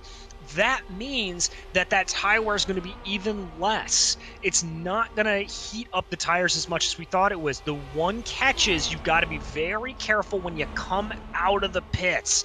Cold tires on a non-banked apron like that is a one-way ticket to spin, but we've got the leader coming in. Here he comes. His stint was 37 laps. That's a little bit shorter than we had on our profile. That was 37 green flag laps. And DJ, it was 37 green flag laps pretty much racing by himself. So that's what it is. Yeah, that's the caveat on that. Nobody to tuck up behind and get a good draft off of. So I think that may be a pretty good benchmark for our leaders. You see Connor come in.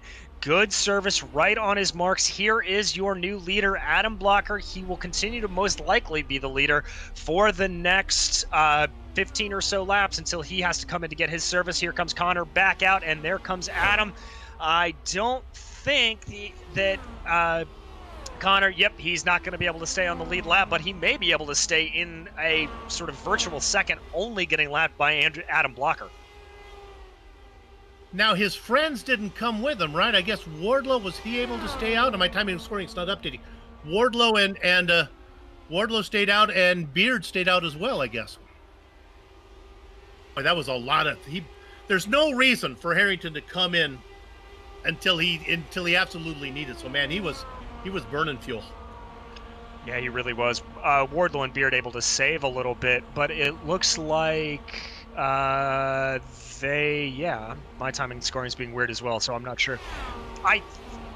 Yes, Wardlow and Beard did pit. My timing and scoring just updated. They actually came in a lap before Connor. We missed them. Yeah, they came in on lap 99. that does not bode well then for these guys if they want to save. That was only 36 laps for them. All right, let's look at Galvin. And there's the quiet race for Michael Goodman, currently racing in 7th. That's a bit of a faux number because Harrington will be ahead of him and maybe Wardlow as well. They're coming up on the lap traffic. That's Chris Stouffer. Boy, Chris Stouffer is a great oval racer. I sure hope he's feeling well. I sure hope that is Chris Stouffer in there. Because he is certainly not the Chris Stouffer that I know on an oval. Man, he is struggling. He is, and that was a massive run up the track there from Michael Goodman. Not sure if he lost a little bit of the car. I was just trying to reposition it. But yeah, Chris, very unlike him to be this far down in the field, currently sitting in 27th. But as these guys circle around near the end of these stints, it looks like everybody starts to bunch back up a little bit. Obviously, this time around, lap traffic really starting to play a factor. I've been looking for a few sleepers. We talked about Galvin being fast. I want to talk about one more guy, car number 62, currently in 8th. Don't forget about him, the Pennsylvania driver, Stefan Larkamp. Also Tyler Graf. These guys are good too. We get a yellow flag, they get bunched up. I think these guys could be competitive. I certainly think that's right. This is a really, really good run from Tyler. Normally a little bit more home on the road course side of things, but putting in just a stellar effort here today. And Stefan Larkamp just ahead of him. You see them just kind of playing off the draft of one another, trying to figure out where it is. Adam Blocker now still leading this race. I think we're going to be seeing him into the pits probably within the next 7 laps, if my calculations are right. Wow, he's doing 33 right now, and we only saw 36, 37 from Harrington and Wardlow. So let's add 4. Let's say he can go 4 or 5 more. Lap 112 is where I think he'll be coming in. But again, it is Adam Blocker, and he has the ability to go fast and save fuel. I'm not really sure how that is. They go together. Yeah, I'm not sure either. I think he and Scott Dixon have a text chain that they just trade secrets on fuel saving, truthfully. But he just continues to circle around here. He knows what he has to do, and that is just keep times consistent and hope that he can force Connor Harrington into something of a mistake. Maybe Harrington gets a little bit held up in traffic on his outlaps, anything like that. That's what he's hoping for.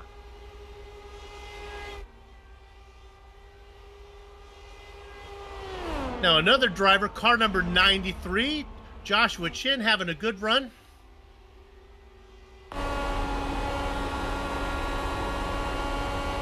Now, was it Tony Schowen that I was just talking about not racing where he was supposed to be? He's in 3rd right now. What am I talking about, Stu? Oh, okay, there's a pit stop coming for him, but still. Come on, Stu. That's where Tony Schowen should be, 3rd place. All right, Shin comes in. He's going to be the first of that sort of main cycle pitters to come in. So first biting on that. Josh was slowing the car down. Absolutely seems like a crawl when you're coming off of these super speedways. We're going to jump back up to Adam Blocker, though, see what he does, see when the time comes for the championship point leader to come in. He's working 36. He'll go one more, be 37. That's the same number. That's when Harrington came in. On track, right behind Blocker. There's Workman behind him, and then it's not that far back to Harrington. Harrington can see him. They are on the same back straight. And my goodness, Harrington is just, it's a mile back to Wardlow. Yeah, those two are running very, very close together. As here comes Adam Blocker into the pits. You called it perfectly. Soup slows that car down to that crawl for the pit lane, and here he comes. Kinsella as well. Schowen as well. This is what we expected. Branch, Hassert, all these guys. Martinez, Larkamp, going, and Harrington goes by. Now, Harrington's got to go all the way around and come back to get the lead. Good clean stop there from Blocker. He's good into the pit stall, watching those seconds tick away. Just a couple of hundredths of a second slower than Connor Harrington in the pits. It's not going to help him. Here comes Connor Harrington at the start-finish line. There's Adam Blocker getting out of the pits. That's Brian Beard right ahead of him, and there goes Connor Harrington back into the effective lead of the race. Now, last time we did this, the interval that Harrington had was 4 seconds. Let's see what it is by the time these guys get up to speed. Blocker beginning to roll, the interval 3.2, 3.3. You can see it beginning to grow. I think by the time it all settles down, it's going to be right around 4 seconds again. It looked like maybe 3.5. It looks like Blocker maybe picked up a half second over that 37 lap stint. I think it is as well. So good there from Adam Blocker to be able to claw in just a little bit of that time. You know, we're ticking down here on laps with just over about 120 or so to go. So that's what he needs to do. What's interesting here, though, is some of the guys that are able to stay out a little bit longer. Tyler Graff, Mike Rasmus, Justin Weaver, Mike Rigney, they're able to extend this stint a little bit. That may factor into when we get later into pit strategy. Yeah, I'm. What do we have? We have 100, and we're at lap 114. So we're like 136 left. I still can't do the math. Too far away from me. Next pit stop, we'll try to see if it's going to matter between Harrington and Blocker. These guys on alternate strategy. If that 10 lap is going to make a difference, I don't think it is. Rasimuth coming in. Right now, timing and scoring shows 15 cars on the lead lap. We continue to lose a few.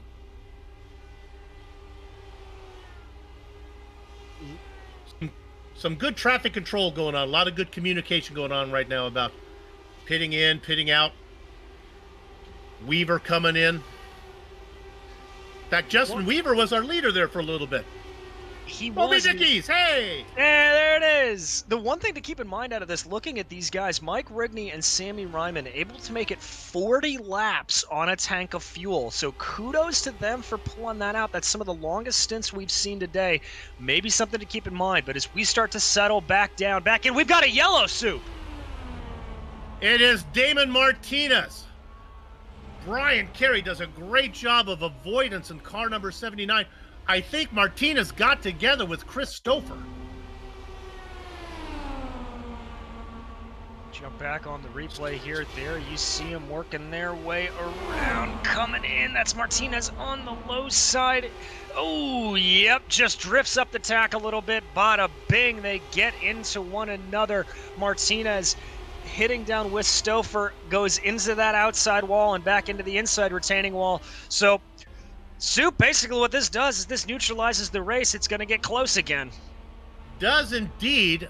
Some drivers were just coming out of pit lane. They may benefit a little bit because maybe the spots were frozen before everyone got up to speed. I'm looking at a driver like Mike Rigney.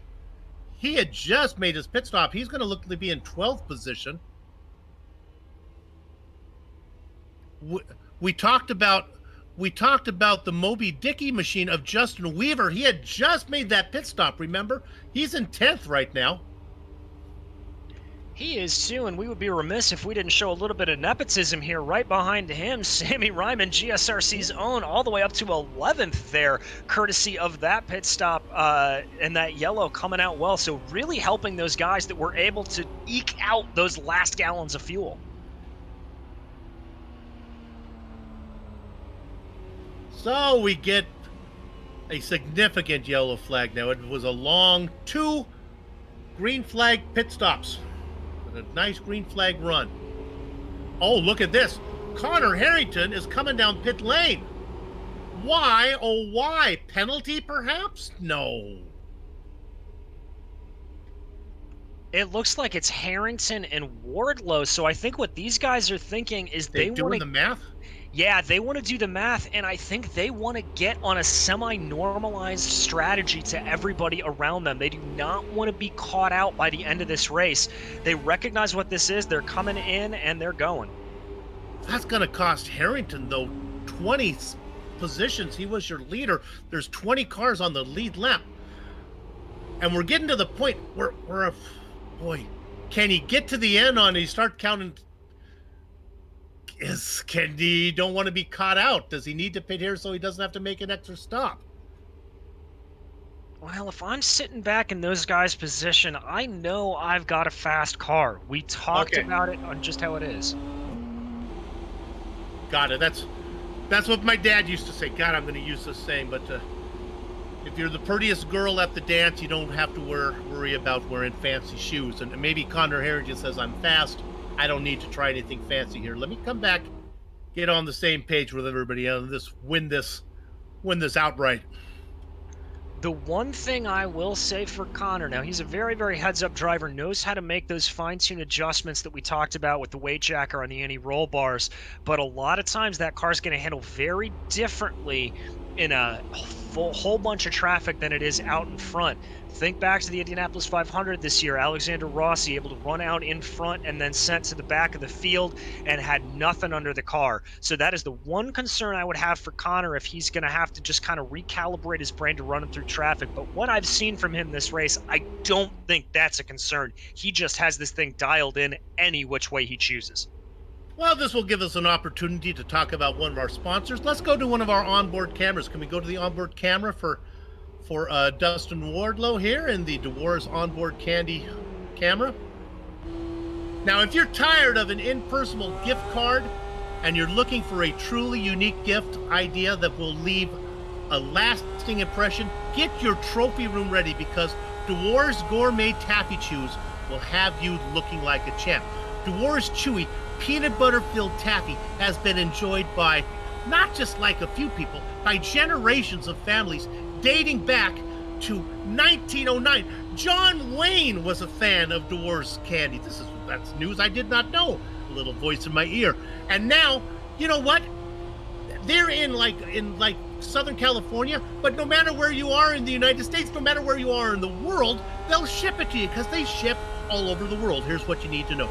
For more information, go to DeWarsCandy.com. There's also a link in the chat to get you there.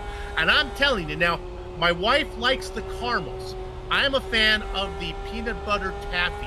Those are good. But either way, you can't go wrong with DeWars Candy. The lights are off the pace car. The plug is in.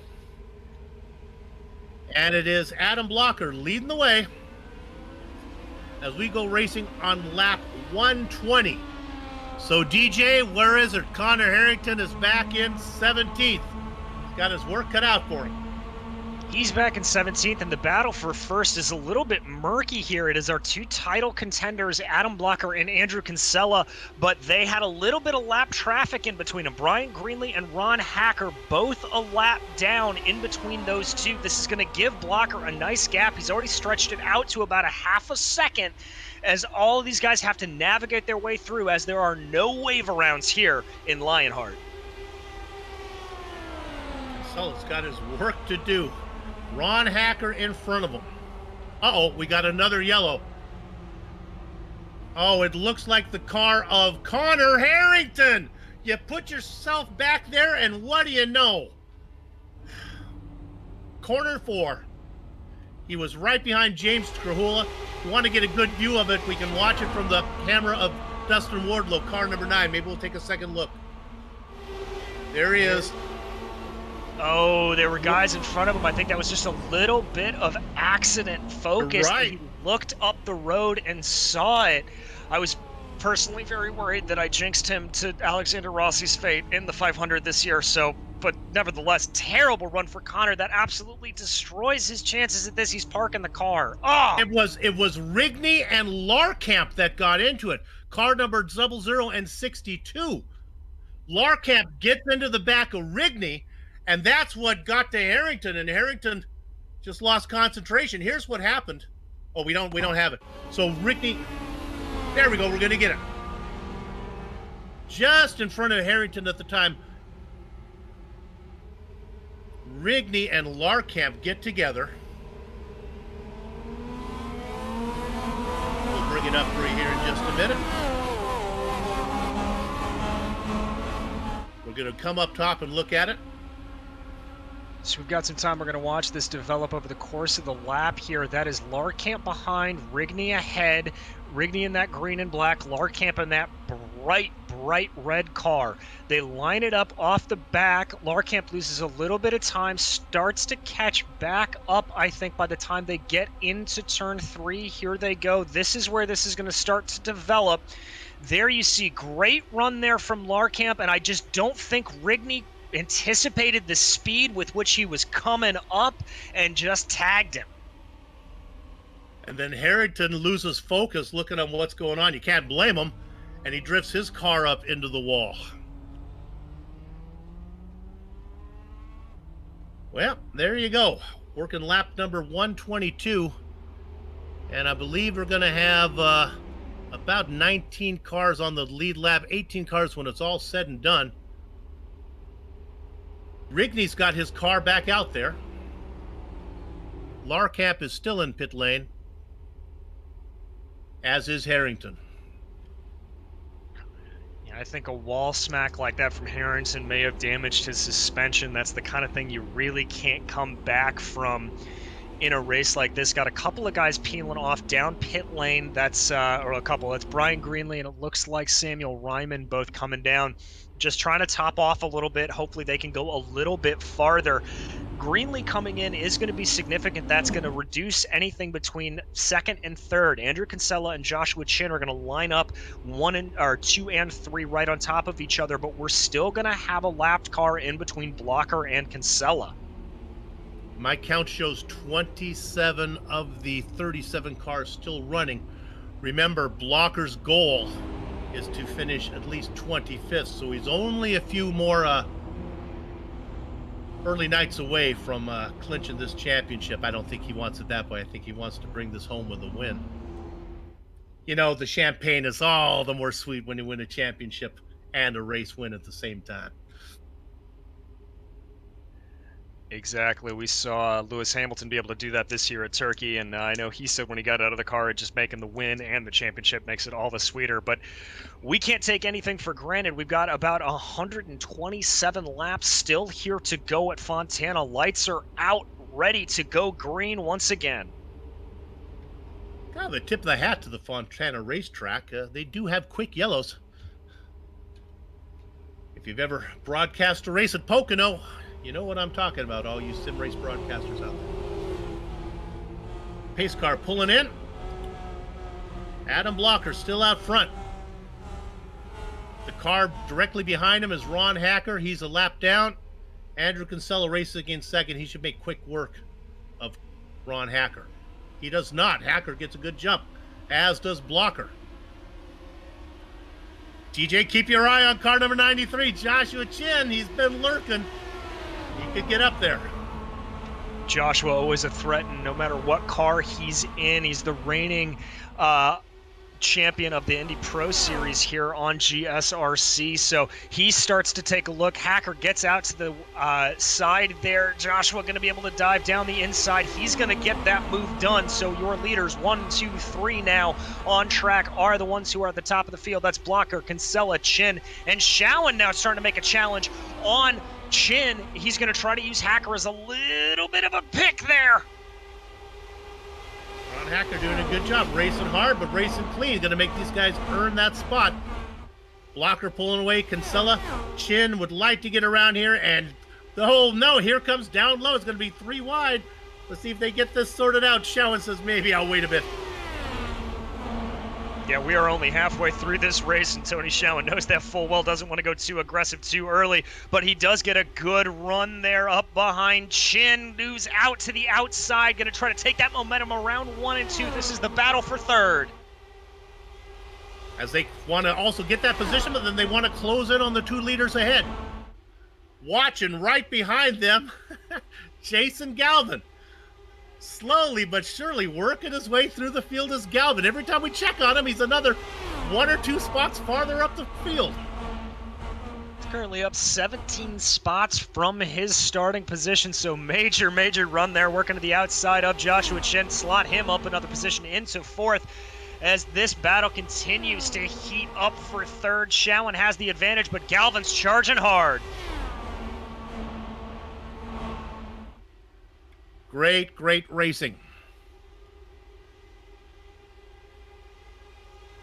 The final round of the Lionheart IndyCar Series Season 8 Championship. It is the Lionheart Championship 500 presented by SimXperience. There you see Joshua Chin starting to try to play a little bit. There you see our championship logo. This is the season finale for Lionheart, deciding who's going to walk away with the championship. Ooh, Jason Galvin getting very wide there off at turn 2. I know if that was me, I would have been absolutely petrified behind that car, but Galvin just nerves like ice there, able to work at Joshua Chin going to the inside. New leader. Andrew Kinsella gets around Adam Blocker. It's exactly what Andrew needs to do, but Adam, having none of it, diving back down to the inside, says, I do not want you to take this away from me, my friend. The two of them start down the backstretch now. Kinsella tucking up behind in the draft. They're going to want to play a little bit of leapfrog here, I think, like we saw some of these guys doing earlier in the race. Just try to eke out an advantage over Tiny Shawan behind them. That gap currently sits just under a second, so they're going to want to try to pull that ahead. These Indy cars, the draft is effective up to about 1.8 seconds. So if they can pull out about a second more over Shawan, that's going to be able to pull them out into a race of their own. Boy, I like what Shawan is doing. Not only was he able to get away from Galvin and Chin, he's now be able to close in on Kinsella and Blocker. And I think Kinsella and Blocker know that Shawan's coming, and this is soon going to be a partie de what would be 3. Trois. There we go. All right. Let's put on our happy faces and bring in Connor Harrington for an interview here. This is familiar territory for me when I talk to a man who was really fast and had his early night of it. Connor, the pit stop. I got to ask, why? Why? Yeah, honestly, after I pit, I realized I screwed myself. I don't know, Soup. Honestly, like, guys reckon for like 90th has been the epitome of like my season and ruining some you know, it is what it is. It was just a mistake on cold tires and just caught the fence. With the way the points are and how much I can gain out, it's not worth it for me to go out there and with a damaged car and slow people up. And so it is what it is. It was a great season. Honestly, we just had awful luck. I was really happy with how I drove, but it was an all-time bad 2020 season.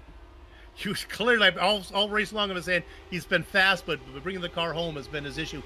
Help me out with what's going on the track right now as far as tires and fuel go. Is there much of an advantage for new tires, or how does this work?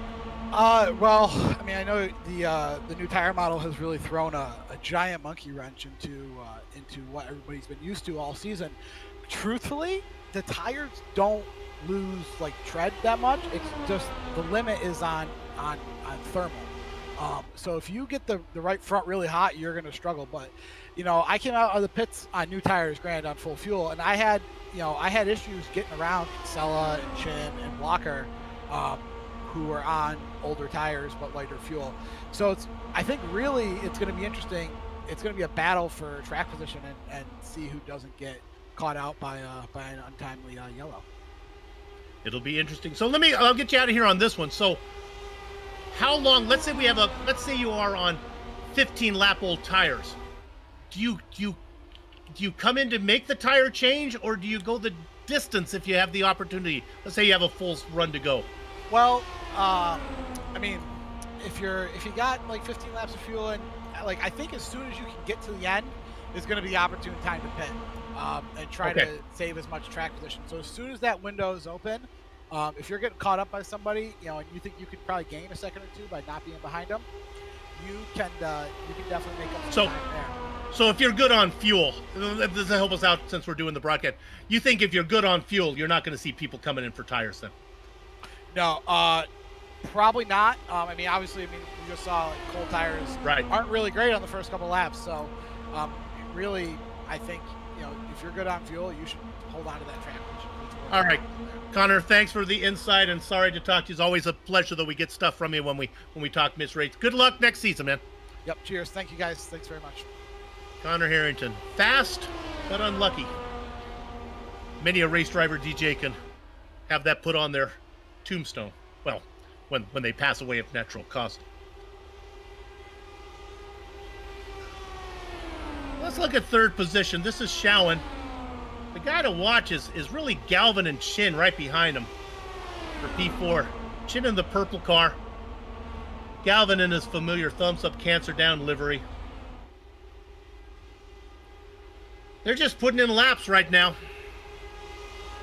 Indeed, they are. We are under halfway here, or over halfway, under halfway to go. As there you see Chin just trying to work that car around. Interesting what Connor was saying about that thermal degradation hitting into the cars, that it's not the tread that's going away, it's you've just got to take care of it. So I think that's why you're seeing a lot of these guys taking different lines on different laps. You don't want to keep running the same line over and over and over again, put too much heat into those tires. And there you see Jason Galvin really being able to fight back well around the outside of Joshua Chin, not wanting to give that position to him whatsoever. But Chin diving down to the inside, trying to get a little bit of a faster run off the corner, but that momentum's going to carry Galvin up into the lead. Chin, though, going to be able to hold into that draft, try to dive back to the inside again. Yes, he does. He's going to be going to try to move himself up. He's got the advantage into the corner, but can the advantage hold for Galvin around the outside? And the momentum, it looks like Chin's got it. He slides himself up. Got a little good news for the Adam Blocker fans out there. By my calculations, there's only 25 cars racing right now. So if something tragic were to happen to Blocker, if he were to be abducted by crazed Venusians or something, I think the worst position he could have right now is 25th, and that's enough points for him to clinch this championship. I wouldn't count on it. I wouldn't take it to the bank, but I'm pretty confident in my math as they continue to swap. So that's going to let Blocker race with a clear conscience, reckless abandon. He's just able to go out and have a good time at this point there. You see him diving down to the inside of Andrew Kinsella, playing that game of leapfrog like we talked about, and doing exactly what they need to do. That gap back to Tony Schowen in third, currently sitting at about 1.5 seconds, so needs to move a little bit farther up the road to completely break the draft, but they are doing what they need to do, playing a game of leapfrog and just pulling themselves farther and farther away from third place. Want to take you away to car number 66 right now. These are two drivers we want to talk about. I'm talking about Justin Weaver in 12th position. He stayed out there really long and led a lap and then made that pit stop right when the yellow flag came up. And how about the guy behind him going underneath him? That's our spotlighted driver. Put the spotlight on Scott Holmes as he moves up into 12th position. 26 now into 12th. Congratulations. Avoiding the curse of the spotlight. Well done. Yeah, Scott's just putting in a really, really gutsy performance here today, making the moves when he needs to do, up 14 spots. Like you said, the next car in his sights is going to be Mike Rasmus ahead of him, but a very far way up the road that looks like it is going to be about 1.2 seconds up the road, so he's going to have a lot of work to do. But look at that gap he's already been able to pull out over Justin Weaver. Scott's really got a car under him. Indeed he does. Let's jump up that one position to talk about Mike Rasmus. Again, I have a hard time crediting him for being a hard charger when he doesn't put in a qualifying time. That's against my religion. But I will note that he is up from 34th to 11th. Holmes is trying to run him down. He's not that far behind the watchman, Mark Cohn, who races in 10th position. Yeah, Mark putting in another good and solid race for him as well. We're right on board with Rasmus here. You can see him working his way around the track. That draft ahead of him, that is within that window, so he will be getting a little bit of a pull down the straightaway, and he will be getting a little bit of disruption of that air through the corner. So you see him even here just taking a slightly lower line than Cone in front of him, trying to get as much clean air onto that wing as humanly possible. Good, steady, calm driving here from Rasmus, hoping to get a top 10 here today at Fontana. Now, as we ride on board, I can tell you that as we come around on the main straight, if you can look up our director right now, there's mountains directly ahead. He's up in the San Bernardino Mountains. Can you flip the lights on the cabin there, Sean? Maybe we can see it. Be right up above you. Here as Fontana looks right up to where our director is. I want to take you up to the prettiest car on the track. Car number 4, James Krahula. Out there racing in that fluorescent machine. He's being challenged by Tyler Graff. I spent $90 for a pair of these special glasses that are supposed to allow colorblind people to see color. It's not coming till tomorrow. I am so bummed because I was going to impress all the viewers with my new ability to see the entire spectrum. Not going to happen right now. So I'm telling you that Krahula in the banana-flavored car is under attack by the licorice-flavored car of Tyler Graff. And Tyler just continuing to put in a good, solid top 10 drive here, working his way around, running that a little bit of an outside lane. They're just running nice and single file. Everybody's starting to calm down just a wee bit here as we tick closer to under 100 laps to go. I think everybody's starting to think about strategy at this point, Sue. Yeah, now with the herd thinned a little bit, if you've watched Lionheart races enough to know that there's a lot of yellow flags on early, we thin the herd, we get rid of some of the car counts. Well, just by math, lesser cars mean lesser chance for a yellow. My black sheep eat less than my white sheep because I have less black sheep. So you can start doing the math now, counting back, what would it be? 39, 40, 40, however you want to do it. 37. Yeah, it's really going to depend on where you're running, and I think you're going to see a lot of these guys like Groff here. You see him sticking in that 5th gear, popping up to 6th gear, trying to save as much fuel as possible. So I think there's going to be less of an impetus to maybe try to jump by somebody and get a pass as much as there is to just stick behind and save a little bit of fuel and try to eke out as much as possible. If you can save 1-2 laps, that is 1 or 2 laps less of fuel you've got to put into the car. That's less time stationary, and that's more time you can spend on the track and up to speed. There have been a few times in the past when, I don't know, I'll just say an Alex Rossi, somebody has gone the distance, been able to stretch it, what everyone else had to pit, and someone's able to limp the car around for a win. It could happen. Clearly, the 2 fastest cars out there now without Harrington in the race is Blocker and Kinsella. Yeah, they are really the class of the field. Ooh, Tyler Groff not taking my advice, getting very aggressive and going high there, but backing off a little bit through the corner. His momentum's going to be a good carry. But yeah, you mentioned Sue, Blocker and Kinsella really starting to pull away, and Mio Omayo, they are a full 3.5 seconds up the road of Tony Schowen. So, or just 3 seconds now, excuse me. They have put in that gap that they need, but that Kinsella dropping down. Kinsella's in the pits. Coming in on a stint. Well, they went about 39. Let's say 40 because the math is easier. 40. Well, that easily gets you there on 2 more stops, right? 40. Yeah, that's clear. With like 99 laps to go. Yeah, I think that's his metric. But as we've talked about, Adam Blocker always able to save a good amount of fuel. There you see Kinsella in and out with his pit service. He's going to be trying to get back up to speed here. You see those cars whizzing on by. Blocker has already put him a lap down. So now for Kinsella, he's just got to be hoping that there aren't any yellows that come out that keep him that lap down. There is your leader all by his lonesome, Adam Blocker, on your screen. Start to look at some guys that might be doing something sneaky. Lanini might be able to go, but no, he's not on the... Let's look at Chris Lanini real quick. Car number 92. All right, he's racing in 13th position. Lanini's stint has been, what, 30... No, his stint is only 29 laps. So let's say he can go another 11? That gets him close to getting there on 1 more stop. Maybe it can't be done. I'm stretching it, but something to keep in mind. He may need a yellow or 2, but Sue, right. Our leader, Adam Blocker, is into the pits. A yellow or 2. Stay on the lead lap, perhaps, and he can do it with a little help. That puts Michael Goodman out in front.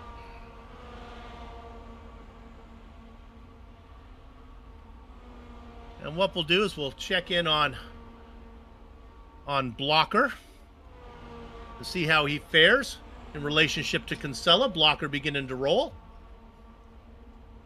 DJ Blocker and Kinsella are so evenly matched. I think they're going to be evenly matched on pit entry and pit exit and pit crew as well. I would not be surprised if they don't end up side by side.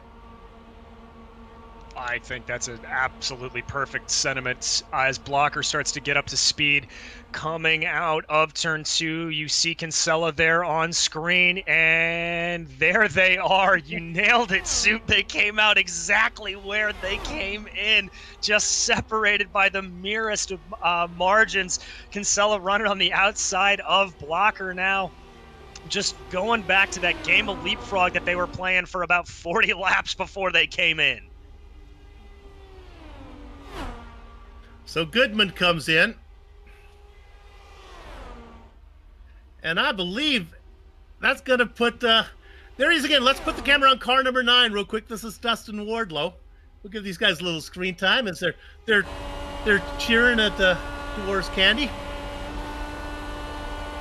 I believe his pit stop's coming very soon. I think that's about right. Wardlow's last stop was on lap 117, so he may be able to eke just one more lap out. That's what I've got to be thinking. Although the yellow is going to help them, so we may be able to extend a little bit. Behind him, interesting of note, Mike Rasmus and Scott Holmes, they came in on lap 114, so they're really making some good fuel economy here today. Indeed.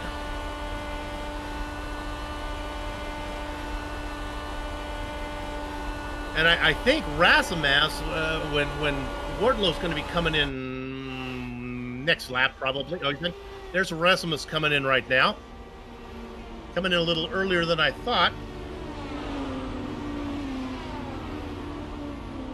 Oh, and poor Scott Holmes could not stay out. He had a chance of leading a lap. Always like when our spotlighted driver gets a chance to lead one.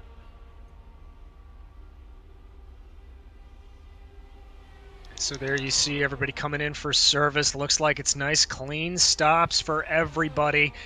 That is Mike Rasmus out. There is your leader, Dustin Wardlow, as he makes his way down to pit lane. So good for Dustin being credited for leading a few laps there. That is going to turn the lead of the race over to Sammy Ryman. Mike Rigney behind him, Chris Lanini, Brian Beard, those guys on that alternate strategy. There you see it's actually a battle right here. Rigney right behind Ryman. So here's the deal. Ryman's going to be 90 laps away if he pits. Means he needs to do 45 and 45. You can't do 45 and 45 unless you get some timely yellows. So that's why even these guys can't get there. They might be able to get there with a little help. And Sam's going to go one more. Yeah, Sam's clearly got it in the tank, so he's going to just try to push as long as he can. But Mike Rigney says no, or is that's Tyler Groff behind him, I believe, making his he's getting his lap back from Sam. But Sam's going to go as long as he wants, and frankly, Groff getting by him like that's going to help. If he's able to extend just a hair more, maybe save a little bit more fuel for Sammy Ryman, that could be a very effective. You mentioned him earlier, Soup. That's how Rossi won the 500 back in 2016, as he had Ryan Hunter-Ray lapped car in front of him. Ryman's going again. Now, this seems like nonsense, right? But I think if you're going to get the yellow flags, you don't have to worry about going a lap down because it's going to bring you around. And every lap that Ryman can go here is just another lap he doesn't have to go at the end. Duh. But you get the point I'm trying to make. No, exactly. This is where you gotta love these long races that Lionheart puts on. The strategy really, really comes into effect here. Ryman's last stop on lap 122. We'll have to see if he comes by this lap. Slowing down. Yep, Sam's gonna come into the pits. So he did 39, but I'm gonna call it 40. So you go 40 and 40, that's 80 laps. That puts you 8 laps short of where you want to be. You can maybe still 8 laps if the cautions come your way. Well, let's go one better. How about Mike Rigney? He's got one more extra lap on Ryman. Rigney's our leader right now. And Rigney actually came in a lap before Sam Ryman, so Rigney making absolutely mega fuel economy here. Really, really good. There you see Sammy stationary a little bit longer than your second-place driver, Andrew Kinsella, but there comes Mike Rigney into the pits. That's going to turn the lead back over to the very familiar names of Adam Blocker and Andrew Kinsella, but Rigney comes in on lap 162, so everybody start doing the math. Now, clearly those guys are not going to win it without a little bit of help, but I want you, all you soldiers in Soup's clipboard army, mark their name down at the bottom of your page. Turn our attention back up front. I'm going to yawn as we have a pass for the lead as Kinsella goes around Blocker. Yeah, they just keep swapping back and forth, but doing exactly what they need to do. I know it sounds cliche, Soup, but what this does, it pulls them away. They're now about a full 4 seconds up the road from third place of Tony Schowen, and this swapping like that, it lets them save a little bit of fuel. So these guys just running in a league of their own. I do have to say, though, if we stay green from here on out, I'm going to be very excited to watch these last 5-10 laps between these two, because I think the gloves are going to come off and it's going to be no more Mr. Nice Driver, and they're just going to be going for gold. Those would be minus 273 racing gloves, another one of our sponsors that will be coming off from those guys. Although they would never take those gloves off because you're faster when you're wearing those.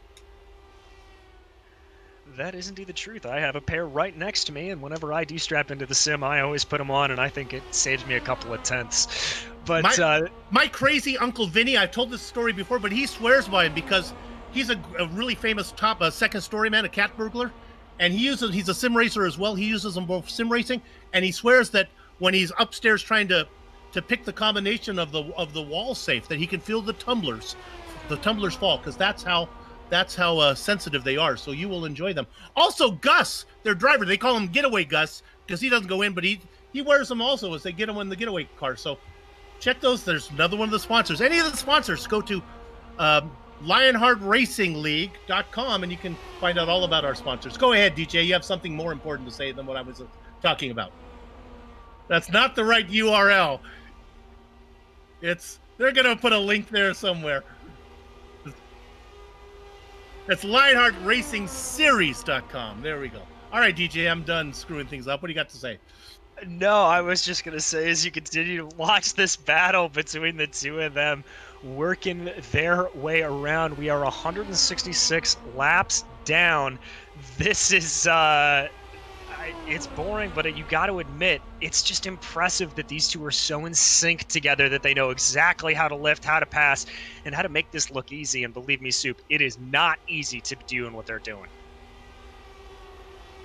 If you've ever been watching the series all season, you'll know I've told this story before, but Adam Blocker was not scheduled. He did not expect to race a full season. He's the defending champion, two-time champion. He said, I can't do it. I got a new job with Ilmore.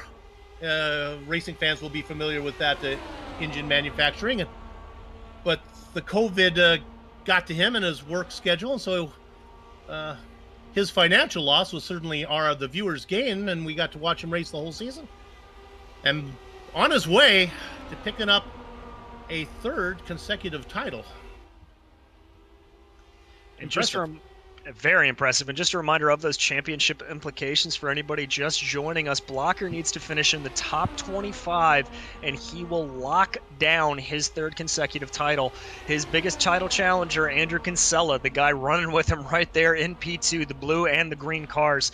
So Blocker right now doing everything he needs to do. The only thing Kinsella can hope for is some very, very unlucky misfortune falling to Adam Blocker.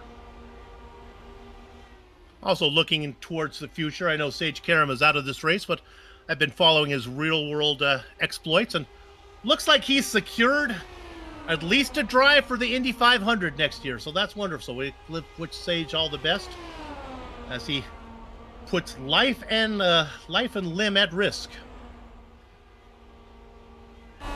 Always good to see Sage when he's out on the track. One of the most exciting drivers in the real IndyCar series, and it's a real treat to have him in Lionheart. Always a good guy to talk to. Very, very great with everybody here. Always chatting with them, and it's a lot of fun for all of the drivers to be able to talk with Sage. And we've had some great pop-ins early in this season as well. Tony Kanaan, Adrian Fernandez, Rubens Barrichello popped in at one point. It's been a real remarkable year for Lionheart on the whole. Yeah, I had to pinch myself when Barrichello was in the race. Like, come on, this is getting ridiculous. Let's look at sixth position, car number 4. This is James Grahula. Again, that beautiful, pretty little banana-flavored car. Actually, not really banana. Let's go with it's a Gatorade lime colored car, they're telling me. And then Tyler Graff right behind him. That's the position they've been racing in.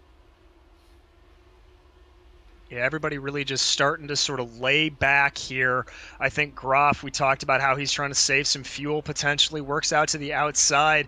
This may be a pass, though. There you go. Tyler proving me wrong, but James running a very, very good race. Looks very slow there for some reason. I think he had to get off the throttle. Maybe that dirty air upset him a little bit. He does currently have the fastest lap of the race, though, with a 32.605.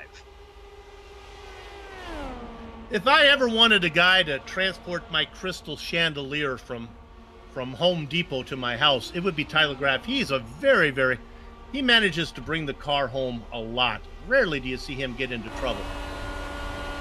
I don't know if you can get a crystal chandelier at Home Depot, but there's a pass by James Grahula. Our director is telling us you can, so Okay. I may need to add that to my apartment. In the lighting department. All right. There goes another pass. Good swapping going on between those guys. Let's check back in at the square dance that is the Kinsella blocker party. Swing your part, your dotsy do. Here comes Kinsella. There you go. Back and forth they go. You know, Soup, it's a real shame to think about the loss of this track in the real world. Obviously, Fontana announced earlier this year that this wonderful D-oval 2-mile setup going to be replaced with a NASCAR short track. And they're going to be doing that in, I believe it's been delayed now courtesy of COVID, but I believe so. I've been lucky enough to go to this track a couple of times, was there all the years that IndyCar was running here in the most recent ones. And I got to tell you, it's a real shame. I love this track. I was fortunate enough to actually go drive this track earlier this year. It is one of the gems of California, and its loss is going to be felt by the racing community as a whole. Oh, I've gone to a couple IndyCar races at Fontana. And let me tell you, even before COVID, social distancing would not have been a problem, as there were many seats to be had. And we'll see what happens. They're going to call the new track Led Zeppelin? That's from our director. That doesn't make sense at all. Okay.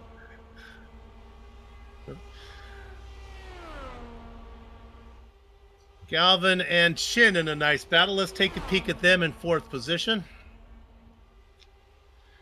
Everybody just kind of putting in the miles. We go on board.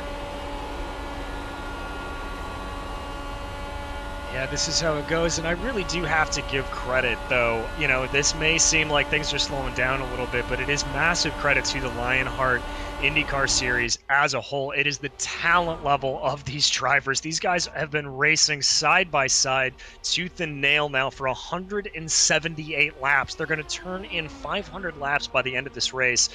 And it is a testament to the talent pool here that we have been able to keep it clean and green for this long.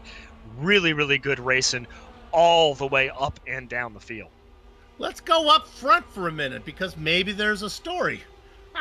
I'm probably getting ahead of myself here, as the gap is only a half second, but compared to what I've been watching between Kinsella and Blocker, it might as well be a half mile compared to what they've been racing. I'm sure Kinsella is just fine. We're right on board with the Havaketch, and maybe he's just saving a little fuel. Well, he might be, Soup. You know, he came in about 3 laps before Adam Blocker, so he's probably got to do just a little bit of that. That's what he's thinking about. Keeping that car down in 4th and 5th gear. The setup for this week, the 4th gear is the main gear you want to go in. You'll flip up to 5 if you're in a draft mode. 6th is really only used if you've got a mega tow coming off the line. But I think that's exactly what Andrew's doing here, just trying to save a little bit of fuel. Yeah, you can see him start to catch back up to Adam, getting that gap down under 0.2 of a second as they come out of 2. And just keep in mind that Samuel Ryman races in 13th. He's only 18 seconds back of the leader. Mike Rigney is out there as well, still on the lead lap. He's got to be careful he doesn't go a lap down. He's in 17th. He's 23 seconds behind the leaders, but I don't see the yellows. We're going to need a yellow pretty quick if if that's going to work out for Ryman. And now it's to the point where, I don't know, I guess yellow, well, we'll find out how it plays out. I'm not sure if everyone would come in. Everyone would come in anyway, so we'll see. Yeah, we'd have to see what it would do. If we were to get a yellow around this point, I think you would still need one more stop to make it to the end. So it would very much neutralize the field, take any strategy element out that we could be seeing. But crazier things have happened in the last laps of Fontana, both in the real life and in the sim world here. There is Sam on your screen working that car out of 3 and 4, letting it ride up the track a little bit.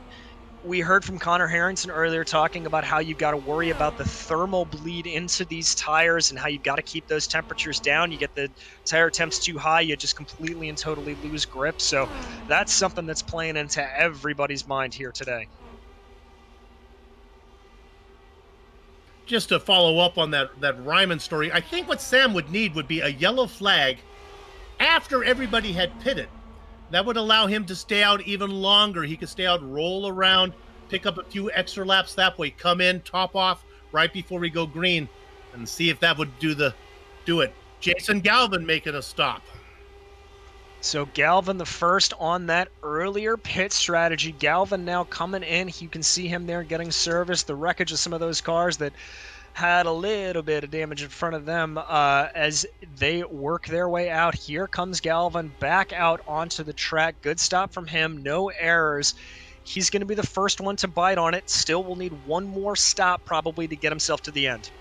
Tyler Graff is going to come in for his stop. One more needed from him. The watchman, Mark Cohn, pits from 11th position. And there you see up at the front, Andrew Kinsella is able to keep that lead over Adam Blocker. He was able to hold that out. Now everybody's going to start thinking about that pit stop. The first guy's coming in. That always causes a driver to start thinking about it and start second-guessing their own strategy as their blocker goes back into the lead. These two just continuing to swap, pulling out about a 6-second gap now all the way back to third place of Tony Schellen.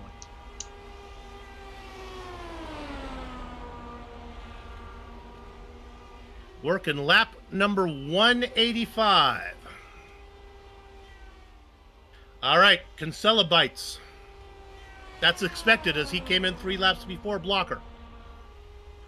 Yeah, that's about right. And with roughly, that's going to be 65 laps to go. Everybody's going to need one more stop to make it to the end. Adam Blocker now going to kind of be halfway hoping for a yellow in these next couple of laps. If that happens, that will effectively remove Kinsella from contention here. So you see Kinsella diving into the pits, always smooth and collected, comes to a stop perfectly in his box, gets tires and fuel put into that IR18. About a 7 or 8 second pit stop is what you're looking for. Pit stop at 8.9, little bit on the long side there from Andrew, but he is out and away with no hassle.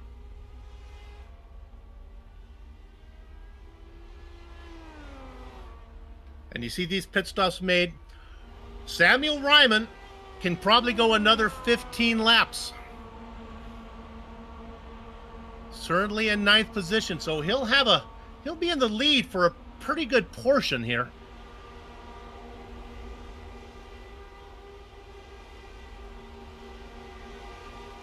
Don't think things are going to fall his way, but it's always fun when we have alternate strategies. Exactly, and up front, Adam Blocker continues to stay out, as does Joshua Chin and James Grahula. They stopped at around 52, 53, 54. Those laps for all of them, so they'll be able to make it a little bit more. You watch there, Sammy working his way around. Blocker stays out for another lap. Sammy Ryman there getting past. I believe that's a car getting his lap back behind him. Let's check in on car number 31, Tony Schellen, just coming out of the pits right now. He was within an NBA 3-pointer of Kinsella when Kinsella came. There goes Kinsella, well by. One's going to cycle out in what will be basically 3rd position, but my gosh, no gain there. I thought he was going to be a little closer to Kinsella. Kinsella is going to be into corner number 4 by the time Schellen gets it up to speed. Yeah, I think Schellen got just caught out there by not having that draft buddy like Kinsella and Blocker were able to do with each other. And so that's really, really going to hurt him. That is James Grahula right there, who is on the lead lap. showing a lap down. So Krahula just trying to work his way around, wants to maximize his position. Those two are going to go side by side into one. That is not technically a battle for position, but it is something that could play in depending on how fuel strategy goes later on in this race, as we have the leader, Adam Blocker, coming into the pits. We saw this before. Kinsella came in about 3 laps earlier. Blocker came in. When they came out, they were together. Let's see if that happens one more time. James Krahula announcing that he is coming in as well, making sure everyone knew that.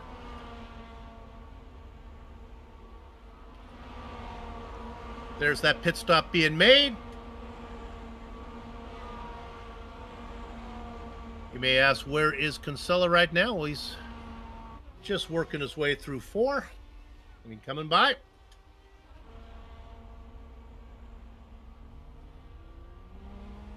Blocker out on track first, which is to be expected. And Kinsella a little farther down. Let's see if it sorts out. Remember, DJ, you talked about Kinsella taking a little longer in the pit lane that time. Not quite as close as they were before, as Blocker's got about a second. Yeah, but he is going to be within that, 1.8 to 2 second window that we talked about. That is where the draft is effective. So they're going to start. He's going to start to claw his way back up there to him. This is in the front of the field, though. Dustin Wardlow's going to take the lead. Mike Rasmus, Scotty Holmes, and Sammy Ryman. But Kinsella now has the work to do. This is a really, really great visualization of just how much time you can lose in a pit stall. Just tenths of a second can absolutely cost you football fields out on the track, and you can see it right there for Andrew Kinsella. There will be one more stop. Now, we're not going to go there. Dustin Wardlow is our leader, and my apologies to all the Dustin Wardlow fans, but that's going to be short-lived. He's going to come in and make a pit stop, and I'm going to try not to draw attention like the networks do to a leader that's only going to be there for a few seconds. The real race right now is Blocker and Kinsella. Yeah, we've been watching them, but this is the first time, DJ, where Kinsella's had to actually do a little work. Yeah, he's going to have to pedal pretty hard here, but the good news is that with only about 65 laps to go, I think they're going to be good to make it on one stop and not have to worry too much about fuel saving. And by the way, Dustin Wardlow has come into the pits, so good that we didn't cut over to him, as that race lead for him was short-lived. That'll turn over the lead to Mike Rasmus out in front. But here comes Kinsella, has that gap down to about 1 second. He's going to really be pedaling. You can see there on your screen, he's in 4th gear, flipping up to 5th. That's an effect of the draft that he's able to take advantage of. He's going to really start to try to claw here, though, get anything he can moving.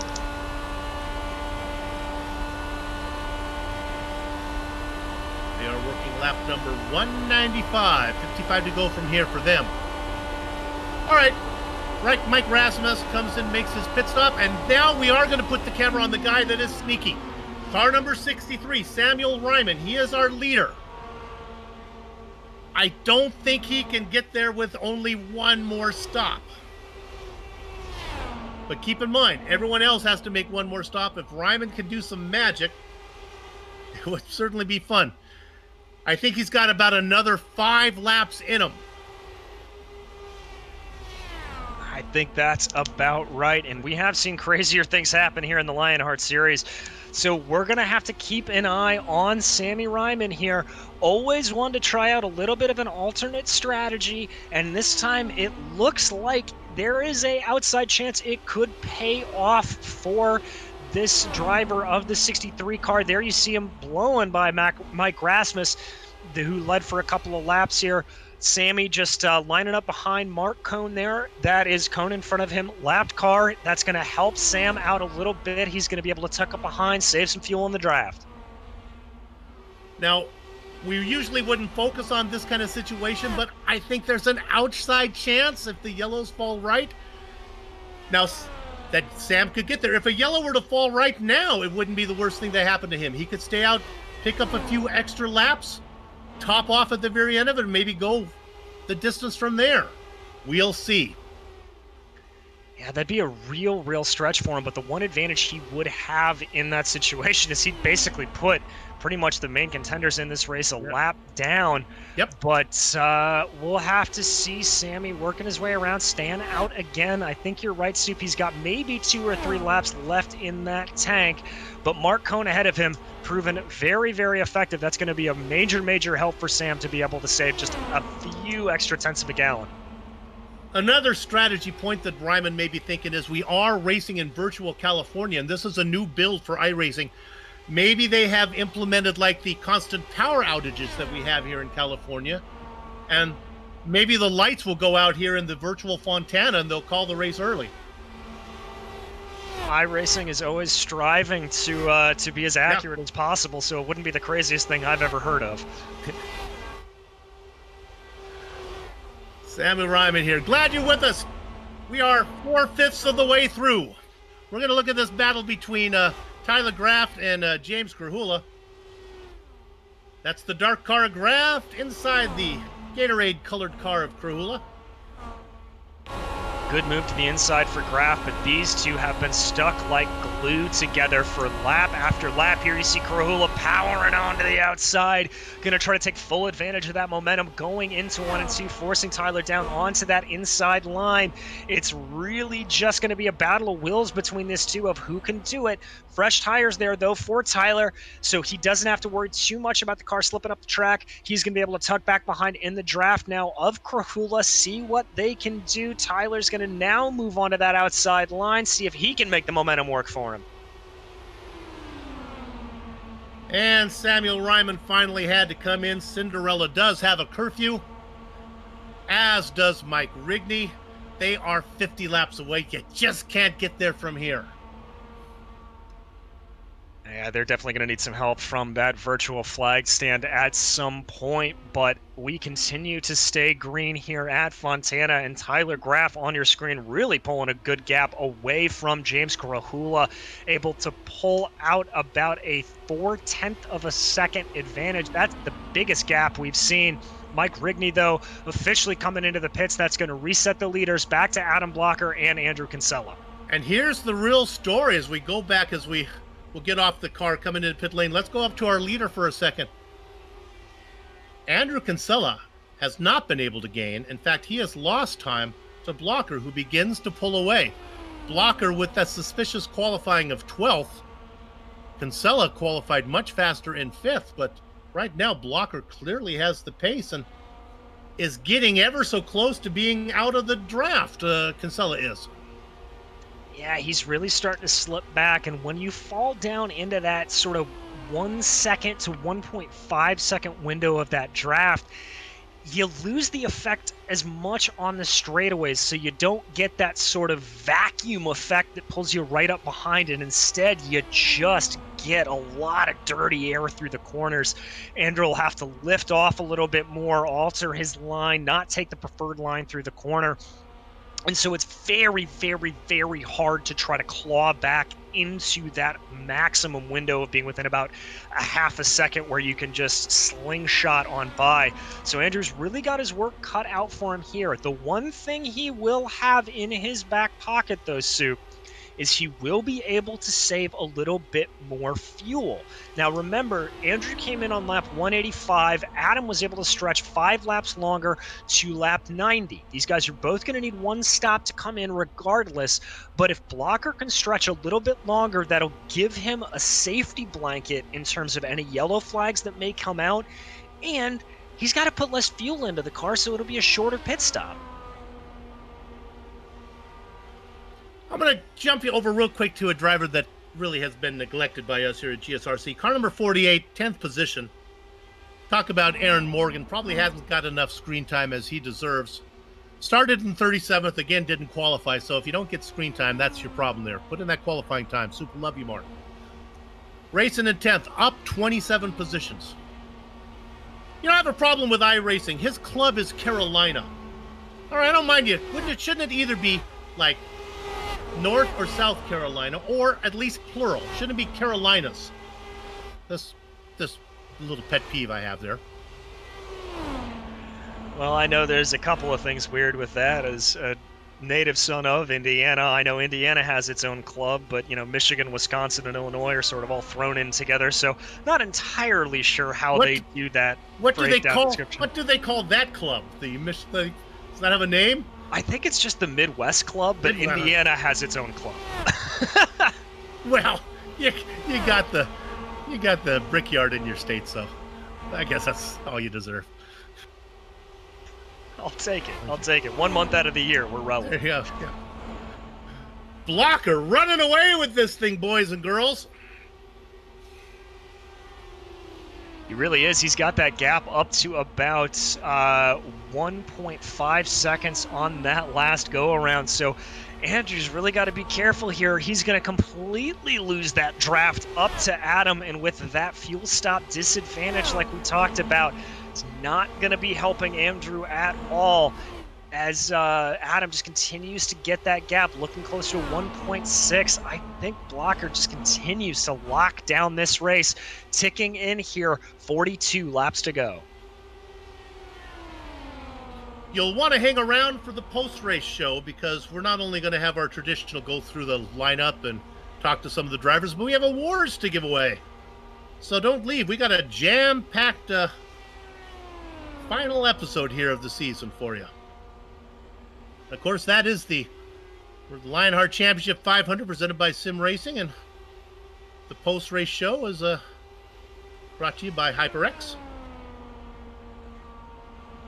And lots of good awards to give away for Lionheart. These guys have a lot of stuff, lots of great sponsors to give credit to, and a whole litany of awards, everything from your overall championship leaders to Rookie of the Year, Cleanest Race Awards, pretty much anything you can award to these drivers, you name it. Lionheart does a great job of recognizing absolutely all of their drivers. Yeah, I always have a problem when they give away like expensive equipment to the guys that just won the championship. I think for competitive balance, like the guys who win the race, they should get like movie tickets or something that distracts them from their iRacing and give the equipment to the guys in 11th and 12th that are trying to catch them. That's just me.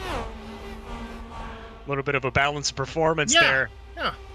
As we watch James Grahula and Tyler Graf continue their battle. My prediction about Graf being able to pull away, clearly not the case, as James Grahula there able to work his way back by Graf. Graf now tucking back into the draft of Grahula. This is the battle for 6th place right now. These two just swapping constantly. Really, really good action from the both of these drivers.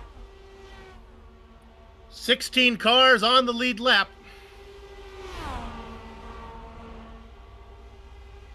21 cars still out there. 22 cars, a few more than that. Let me up that to 23.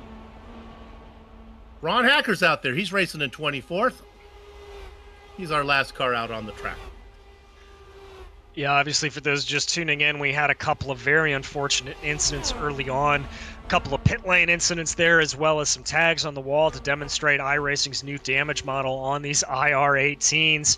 But with these 24 cars driving around here, still enough to keep action on your screen at all times. Tyler Graf and James Grahula still battling it out. Graf diving to the inside of Grahula. Grahula gonna be content to stick on that medium line, try to work his way around, gets in the draft here. He's gonna go for an over-under down the backstretch, working his way past those very bumpy scene lines on the backstretch of Fontana, and he'll have, it looks like, a little bit of a preferred line going into 3 and 4, but Tyler Graf not letting him get away whatsoever.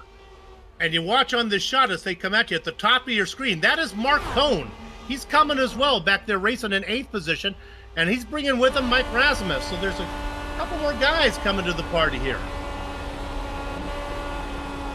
Let's go with the butt kicker on board with the watchman, Mark Cohn, in number 39 car, the California driver, racing in 8th position.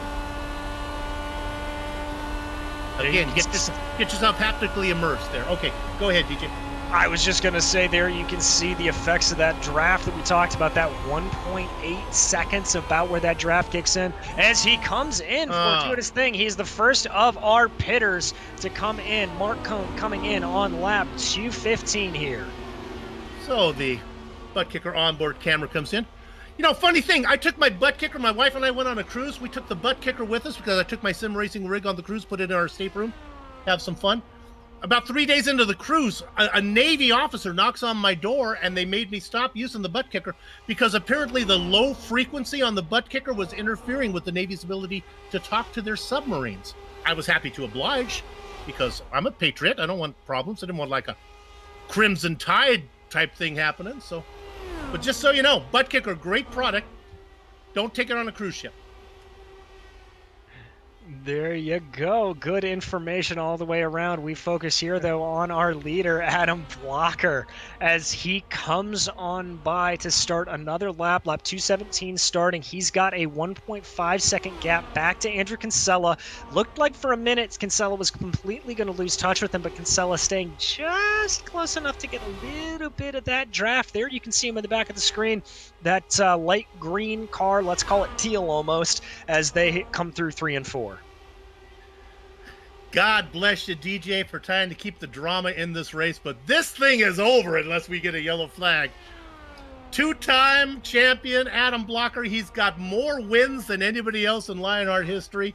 He's got himself a 1.5 second lead on Andrew Kinsella and is not shrinking. 33 laps to go. This thing is his. There is a pit stop. Now, if I'm Andrew Kinsella, I come in right behind Blocker. This is the final race of the season. Here's my strategy. I come in right behind Blocker, and as soon as I see Blocker leave his stall, I leave with him. I don't care how much fuel I have in it. And then I just get on his wing and save until the end. I think that may be the best strategy for Kinsella, especially remember he pitted 5 laps earlier. Yeah. That may be the only wrench in that plan for Andrew Kinsella here today. That's the final race of the season. Let's roll the dice, baby. And I'm talking to you, Sam Ryman. Samuel Ryman in 10th position. I expect him to be in the lead. I expect him to be leading lap with 9 to go. Look for Sam Ryman to be in the lead. I think that math is about right, and there you can see Sam getting the benefit of that draft. That'll help him save just a hair or two bit of fuel. It'll help him out. We don't think he's got enough to make it to the end without a pit stop, but anything he can do, if there's an unexpected yellow, the cards may fall right into Samuel Ryman's hands. Stay out there and hope for some type of Chinese cyber attack. Something that ends this race ahead of schedule. And Andrew Kinsella, Soup, is into the pits, so your strategy not taken under advisement. Unfortunately, he is going to be diving down pit lane. Well, I forgot that he had to pit early. There's no way he could stay out there and wait till Blocker to pit. So, all right, now, Andrew, you got a short fill.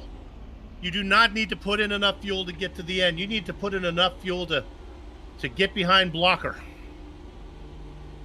And there you see him, 39 laps to go, or 40 laps to go, rather. That's going to be very close for Kinsella, but he is out and underway as now Blocker is in as well. So Blocker only made it a lap shorter, not wanting to get in that danger zone of running out there. It looks like he just wants to get this done and dusted. Kinsella back out on track. This could be the race right here. Pit exit for Blocker. Blocker is rolling. We'll see where Kinsella is. He was not in the draft with Kinsella crossing start-finish line right now.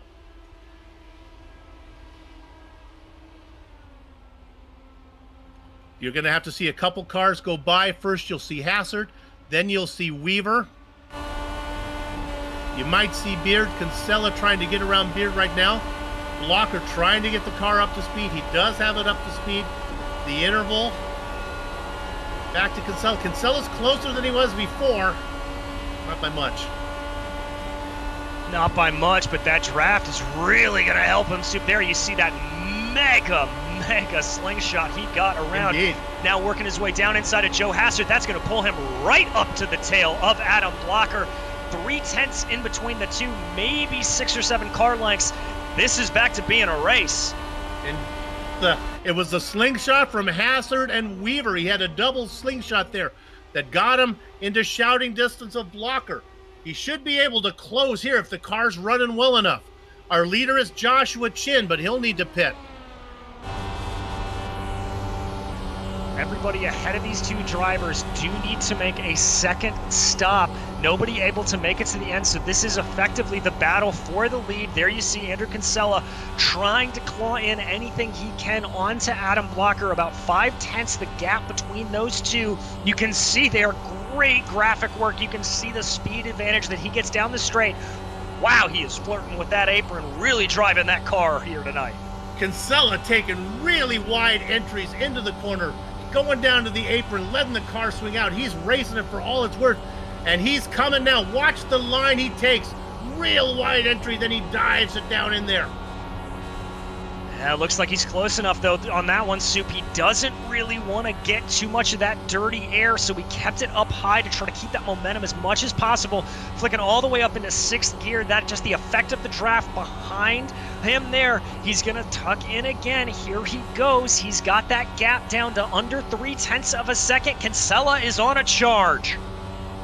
Indeed, he is coming. If you want to talk about pit stop times, you look at the stop time for Blocker, about 8.3, Kinsella about 8.6, so they're about equal. And here he comes. Down to the inside. Here comes Kinsella for the lead. He's got it. It looks like Blocker's not going to fight too hard. He's going to tuck back up behind in the draft time to take advantage off of turn 4 as they cross the start-finish line, but Blocker's going to fight back. Soup, I think this is going to be the battle from here to the end. As an Andrew Kinsella fan, you got to feel a little confident that Andrew felt confident enough to go to the lead and maybe burn enough fuel. The issue will be how much fuel did Kinsella have to put in there to get back on the tail of Blocker. These guys are veterans, though, DJ. They know exactly what they need to do. I'd be really surprised if Kinsella had shorted himself. No, I think these guys are definitely two of the guys that don't need any of the apps that you see popping up across iRacing streams across the world. They can just do it in their head. They are that good, and they are that good at running wheel to wheel as they do it again. Kinsella to the inside, little bit of a wide line in there. I think trying to throw Adam Blocker off his game very slightly. James Grahula lights it up as he brings the car down into pit lane. Boy, he really got on the binders. Hopefully will not get a slowdown penalty. He was leading. That turns the lead over to Dustin Wardlow. So Wardlow going to keep going here. He came in on lap 193. I expect him here in within about a lap or two. Behind him, Sammy Ryman currently in 2nd. Remember, he is the latest of these pit stoppers. He came in on lap 200. So expect him, Soup. I think you called it right. With about 9 laps to go is when we expect Sammy Ryman in. I don't want him to come in. Run it till it's dry, Sammy. Racing in 2nd. Saw the Candyman, Dustin Wardlow. Out there in front, right behind Jason Galvin. Those two guys are buddies as we ride on board with Dustin Wardlow, who hails out of Bakersfield, looking up at Jason Galvin, who hails out of Bakersfield. And here comes Wardlow.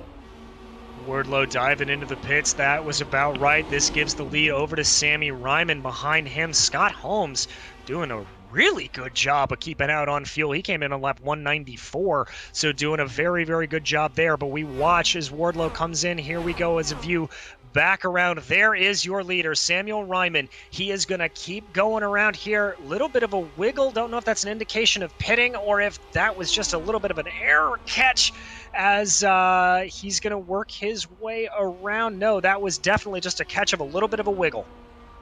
Sammy racing it for all it's worth. See if maybe Mark Cohn can throw out like a tow chain or something. Sammy, get onto the back of it. Sammy Stint. He's working lap number 32. Maybe 7 more to go before he's got to come in around lap 12, 10, 11, or 12. Hoping for a miracle. Let's look at car number 67. Spotlighted driver, Scott Holmes. He's got a pit stop coming. He's got a pit stop coming right now. And so there. Whoa! very close for Scott there. I think he was just kind of taking a break, maybe resetting some brake balance, and almost came off into the grass. So that's going to put him in the pits.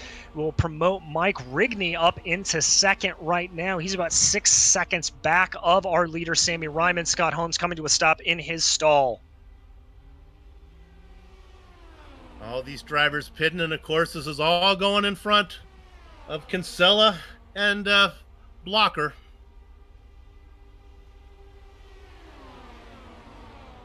And right now, Kinsella back out in front. Let's go ahead and check in on these guys. Andrew Kinsella in third position. Blocker making a pass down below. I've been keeping an eye on these guys. They are just swapping back and forth. Nothing between the two of them. Andrew Kinsella really able to claw back in this fight as we tick down the laps here. Kinsella tucks up behind in the draft, really trying to see what he can do with Adam Blocker. Blocker going to go down on a lower line. Kinsella try to take the momentum around the high line. Here they go again, and it looks like Kinsella's not going to have the speed. Gets around lap traffic. That is a pitter right there. I believe that was Joe Branch popping into the pits. That's going to prevent Kinsella from making a move here, but he is still close. In the early days of sim racing, if you were in Blocker and Kinsella's position, you'd be worried about Samuel Ryman. You'd be out there trying to figure out, why am I not leading? How is Samuel Ryman ahead of me? Now, DJ, with all the technology, all the software that they have, they're pretty confident that Sam has to make the pit stop.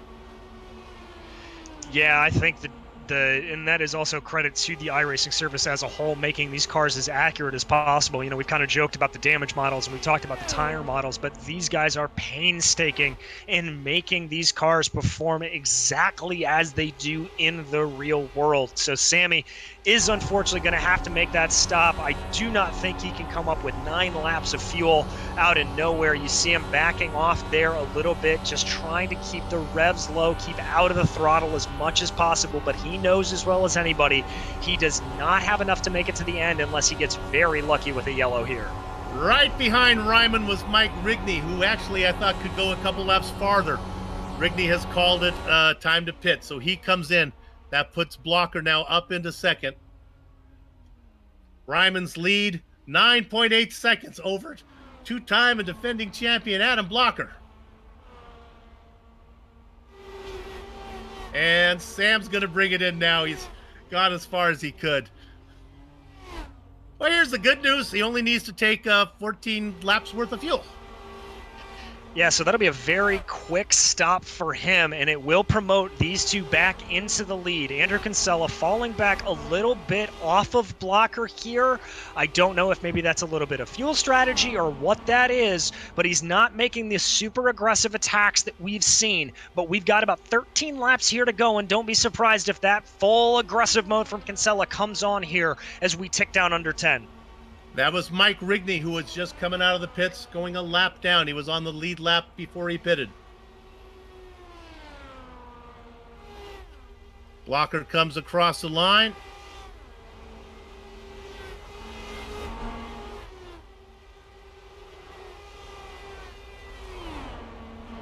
Looking to see if Sam got out there on the lead lap. He did indeed.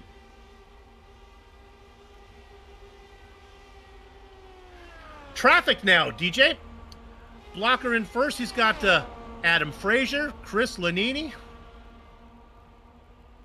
Aaron Morgan. A lot of stuff to go through. So this is going to get, well, the plot's going to thicken.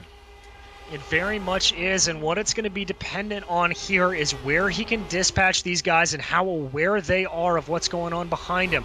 Blocker does not want to be held up behind these guys. There you see that looked like Adam Frazier just getting off to the high line, letting Adam go by. Good move from Frazier there. Now Kinsella's going to get a nice draft behind him, be able to dive down the inside. It'll cost him a little bit, I think, on entry, but he's able to manage to hold onto that car.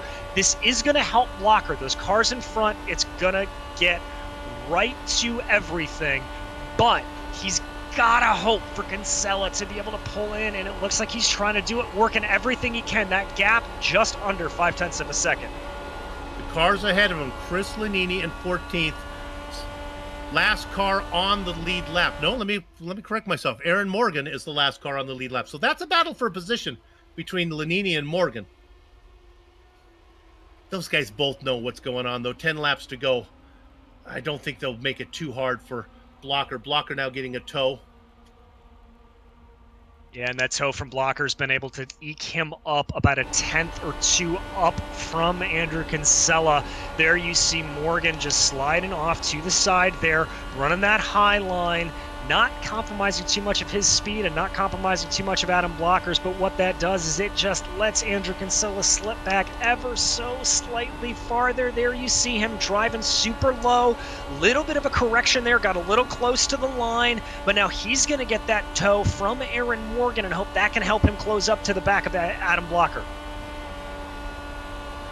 What I'm seeing from Kinsella is maybe he short-filled, maybe he sold himself short a little bit to try to get close to Blocker after the pit stop, and now Rumpelstiltskin has come for the baby here. Let's see if he can, if Kinsella is able to race with a full throttle. He's beginning to close, got it down to 0.4 of a second. Yeah, he's really getting up there, and that was helped a little bit by Chris Lanini getting right in Adam Blocker's way. But now Kinsella looks like he's actually going to take a little bit of the draft of Lanini and try to dive back down, taking that wide arcing line super low to the apron there. 7 laps to go. Season finale, Season 8, Lionheart IndyCar schedule. Nice battle going on for third. That's the purple and white car of Chin with Shawan looking to the outside. This might be an indication of what's going to happen on the final lap from our two leaders. Nothing happening there from Shawan. It very well might be. You see him here tucking up behind Chin in that draft, trying to see what he can do. Wow, late pop to the outside there, seeing if he can make it work, carry that momentum around turns 1 and 2. Tony Shawan hoping he can make the move on Joshua Chin, who, wow, very close together between the two. Shawan not having enough. He's going to tuck back into the draft. What I'm getting from that battle is the preferred line is the low line, as it looks like Chin is trying to protect that, putting those left sides down on the white line. Let's go back up front for a minute, because Kinsella's got there. I apologize to Andrew Kinsella. I wrote him off. I thought this thing was done. I didn't think he was able to run down Blocker. Blocker looked so dominant. Well, he is there now. And with 5 to go, he can certainly get a run, get the pass made. He is, and he's clawing in very, very close here. Soup, he's got a good run on Blocker. He's going to go to the outside line. This is an indication of what that preferred line is going to be. There's nothing between these two, but Blocker's a little bit ahead, but Kinsella doesn't have to lift, gets great momentum off the line, goes back to the outside. Gonna try that line around 3 and 4, see if that can make him work. He's able to keep it nice and high on the revs. Blocker, shorter way around the track. He's going to keep it there, but they're still super close. Can the momentum carry Andrew Kinsella across the line? It's just enough for Blocker, but 3 to go. That could be the move that we see win this race. Blocker got to the line first. We're going to stay up front for the rest of the race. We're not going anywhere. Now let's see if Blocker leaves the inside open. He left it open last time, and Kinsella had a chance for it. He doesn't take it. Oh, this time Blocker puts the left sides down on there, hugging the white line with those left side tires. Out of 4, looking for the momentum from Kinsella, not enough to get there, and Blocker's going to lead this one as well. Kinsella keeps Blocker tight to the inside. He'll have to take a tight line into 1. Blocker swings, or Kinsella swings it wide. Now he tucks down. He's going to have a good run out of 2, Adam. Yeah, that was a really, really good one there for Andrew Kinsella. He's setting up right now, Soup. I think he's not trying to take the lead here. He just wants to get everything perfect. You see that super wide line, deliberately backing off ever so slightly to tuck up into the draft behind Adam Blocker. Here we go to the white flag. Kinsella, good run, good speed as they cross the start-finish. Final lap, side by side, Cialis Bathtubs down into corner number 1. Kinsella on the high side, Blocker on the low side. The momentum goes to Kinsella. He's out in front. Blocker will have his work cut out for him now. Kinsella cuts to the left to protect the inside. No room for Blocker to go. Kinsella starts to ease over a little bit. Again, they are side by side. Blocker will need the momentum out of 4. He's not going to have it. I think Kinsella's going to get there. It's a sprint race to the finish. The final round is going to go to Andrew Kinsella. Absolutely amazing run there from Andrew Kinsella to win the Lionheart season finale. Perfectly timed all the way around the track. Coming home in third place behind him going to be Joshua Chin and Tony Showen in fourth. But the story of that race, the resiliency, the absolute stick-to-itiveness, and the heads-up strategy from Andrew Kinsella. We're going to take a replay of that last lap. As you see, Andrew Kinsella didn't think he had it. Wins the Lionheart Championship 500 presented by SimXperience. DJ, look at this. Oh my goodness, throw a blanket over those two. And Soup, I said as he was doing it, he was setting that up a lap and a half earlier. Absolutely brilliant run there from Andrew Kinsella. He was indeed. Okay, stay with us now as we're going to go straight to our finishing order here. Let's give it to you right now. Your winner, Andrew Kinsella. Congratulations to him. Having to settle for second is Adam Blocker, but don't shed too many tears for him as he is going to pick up his third consecutive Lionheart IndyCar Season Driver Championship. Joshua Chin finishes third ahead of Tony Showen, with Mike Razimuth making a great run, 34th to 5th. The back half of your top 10, Jason Galvin, James Gerhuler, Mark Cohn, Tyler Graff, and then the Candyman, Dustin Wardlow in 10th. In DJ? 11th is going to be Scott Holmes, followed by Michael Goodman. Sammy Ryman trying for that alternate strategy and not having it pay out. He is going to be the last car on the lead lap, though, in 13th. Mike Rigney in 14th and Chris Lanini in 15th. The first of your cars a lap down. Aaron Morgan, the rookie, in 16th. Joe Hassert, first car down, 2 laps down in 17th. Brian Beard, an early leader, fell down the order thanks to some pit strategy in 18th. Justin Weaver in 19th, and Joe Branch 3 laps down in 20th. Bringing the car home in 21st was Bart Workman, followed by Adam Frazier, who was 4 laps down. Brian Carey in 23rd, also 4 laps down. Ron Hacker, a little bit of damage that he suffered as a result of some dinks and donks throughout the race, come home 24th, 5 laps down. And then your non-finishers, Brian Greenlee, Stefan Larkamp, Connor Harrington, Chris Stouffer, Damon Martinez, and Chris Fowler rounding out your top 30. And to bring up to the back of the field here, Brandon Limpkeman coming home in 31st. Sage Karam suffering some incidents thanks to the bouncing off the outside wall and back down to the inside on the start-finish straightaway is Sage Karam in 32nd. Series founder and leader George Anzaldo in 33rd. Jay Brandt in 34th. Brian Yazik in 35th. Ken Hacker 36th. And Matt Taylor 26th. And so now we are...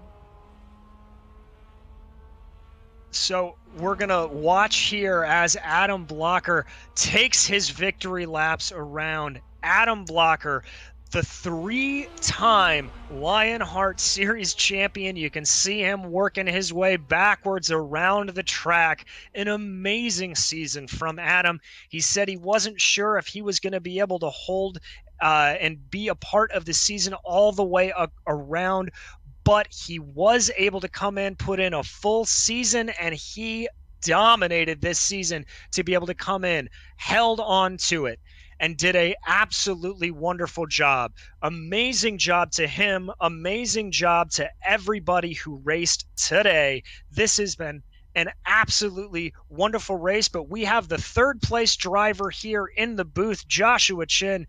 Josh, it looked like you didn't have enough to get up to the front, but amazing battles all the way around and an excellent 500 miles of racing. It's Adam, but yeah.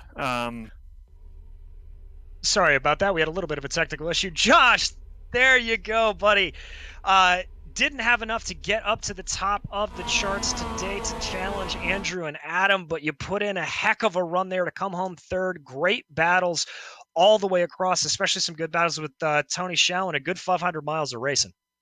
Yeah, I would have preferred to not been racing against Tony for that long and try and get up and race Adam and Andrew. But had that separation, and there's not much I could do about it. But after starting 18th and how the early race looked, take a podium to finish out the season. And of a season, obviously rookie of the year. But talk to me very quickly about how the new build for these IR18s. How did that affect you here today? It was interesting. It seemed like the higher grooves didn't quite work as well anymore. Obviously, if you get to the bottom with clean air, it was really, really good. But then it was only basically the second groove. If you were stuck behind someone that really worked, you can go up and make the third lane work like it used to. It seems like the dirty air is a little bit more consistent, which is nice. But there's quite a bit more of it, and you seem to get it from a little bit farther back now. Gotcha. Well, Josh, we're excited to hopefully see you back next season. But before we let you go, anybody you need to thank? I got to give a huge shout out to everyone at SKM for bringing me in. Damon and Sage had a good shot at the team championship, and unfortunately didn't quite work out. But it was a great season overall. Everyone at Team Talent and Team Chimera for helping support. Got some good things in the works for next year. Craig Setup Shop and Why Good and Sim Shop for their support as well. I'll hopefully go get the title next year and steal that back from Adam. Well, we look forward to it, Joshua, and congratulations again on this season and that. And now we are going to move back into the booth with your series champion right now, Adam Blocker, here in the booth. Adam, we've got you now. Sorry about that little miscommunication earlier. Great race and a great season, man. Yeah, definitely. I was pretty happy with the race. Started off 10th. I think I kind of struggled to get my way through the pack initially, but I knew it was a long race. So yeah, eventually kind of got the strategy right and just stayed out of trouble and made the moves when I could. And yeah, it ended up being between Andrew and I. We kind of knew when that last restart happened that it was going to be between us if we swapped, and we swapped and worked really well together, and we pulled out a massive gap. And it was basically just between us. At the end, I was hoping, he wouldn't be able to get back to me because I kind of built up a little bit of a lead getting through lap traffic, but he got there just in time. And yeah, I wasn't really sure. I knew that I wanted to get whoever had the inside going into turn 3 on the last lap would win, but I just didn't know how to get there. And I just kind of hoped that, I could hold the inside and won, and turned out I couldn't. But overall, still a great result for the team. I mean, 1-2, and actually 1-2-3 with Tony. Oh no, Tony was 4th, but yeah, either way, still a great result for the team.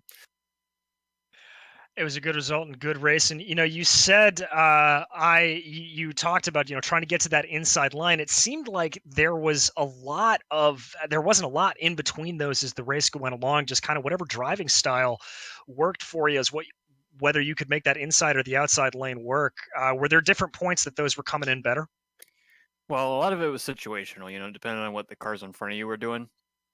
In turn 1, as you saw on the last lap, you have to just take a really late apex. So if you get pinched, you just get a ton of understeer and you can't hold it. But the thing is, if you're in traffic, I was really kind of struggling on the high line in 1 and 2 in traffic. So that was probably my weakest part of the track. But yeah, in 3 and 4, I could make moves on the inside or the top. It just depended on what the cars in front of you were giving you, and where you had your tools and where you were confident. So Gotcha. Well, hopefully we will see you back again next season, and anybody you need to thank, not only for this great race today, but for another championship winning season.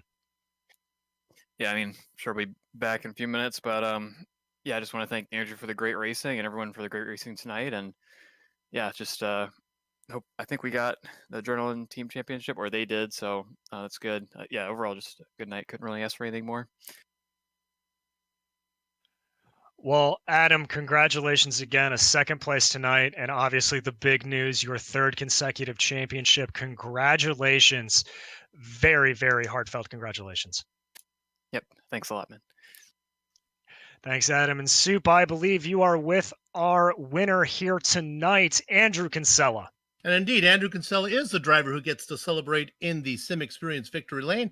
To help you get there, check out the SimXperience AccuForce steering system. It's the most advanced tuning feature on the market. The AccuForce Direct Drive is second only to the real thing. See the entire SimXperience line of products at simexperience.com. Victory lane for Andrew Kinsella. My goodness, I was worried about you, not at the very end, but early on when he was beginning to pull away from you with about 15 or 20 to go. Oh man, I don't think I've driven that hard on an oval in a long time. I had to do everything I could to catch back up to Adam. He short pitted on the second to last stint, and I knew he was going to do it, but there was nothing I could do, and just there was nothing I could do as he was pulling away. It was the traffic wasn't doing me any favors either, but it was that last stint. I think that's, again, the hardest I've ever driven, and hats off to Adam. He drove a great race. We worked really well together for that middle stint to sort of pull away, and man, it was an intense race, and I just barely got him at the end there. So how close did you have to cut the fuel on that last stop? Were you had to worry about it, or you had plenty to race? I had a gallon left at the end, so I was fine to race. I knew that because I was hopefully at least going to be in his draft for most of that last stint, I could fill it pretty close and then save some fuel in the draft, which I did. And yeah, I had plenty to race at the end there. Get you out of here on this one because we'll have you back in a little while. Did the last laps go the way you thought? A little feeling around, testing them out, and then it worked out for you? Yeah, yeah, that was basically exactly what once I cleared those 3 lap cars with about 10 to go there, I knew what I needed to do. And that was pretty much exactly textbook what I was gonna try and do. I knew that if I could get enough momentum down the front stretch, I knew I could get around him in 1 and 2. And if I could get around him in 1 and 2, either mostly in front of him or entirely in front of him, I could beat him back to the line. And that's exactly what happened. I set it up basically on the second to last lap, and it worked out just perfect. And again, hats off to Adam, great racer. And it shows that he pipped me to the championship. I did all I could to beat him, but in the end he got that. But yeah, really happy about that. That finish. You kept him on to stick around because we're going to go to the awards show now. So everybody, we're going to bring in our series organizer, George Anzaldo, and bring the boys in here. And we're going to be handing out some awards to these rascals. They have plenty because there's lots of prizes in the Lionheart season. So let's turn it over to George Anzaldo. I think he's going to give out, first of all, the award for the first medical equipment IndyCar driver, the Indy winner, and then the road champion as well. George? Hi, Soup. Thanks for having me on. Yeah, so wow, what a great finish to another fantastic season. We're really excited the way this thing turned out.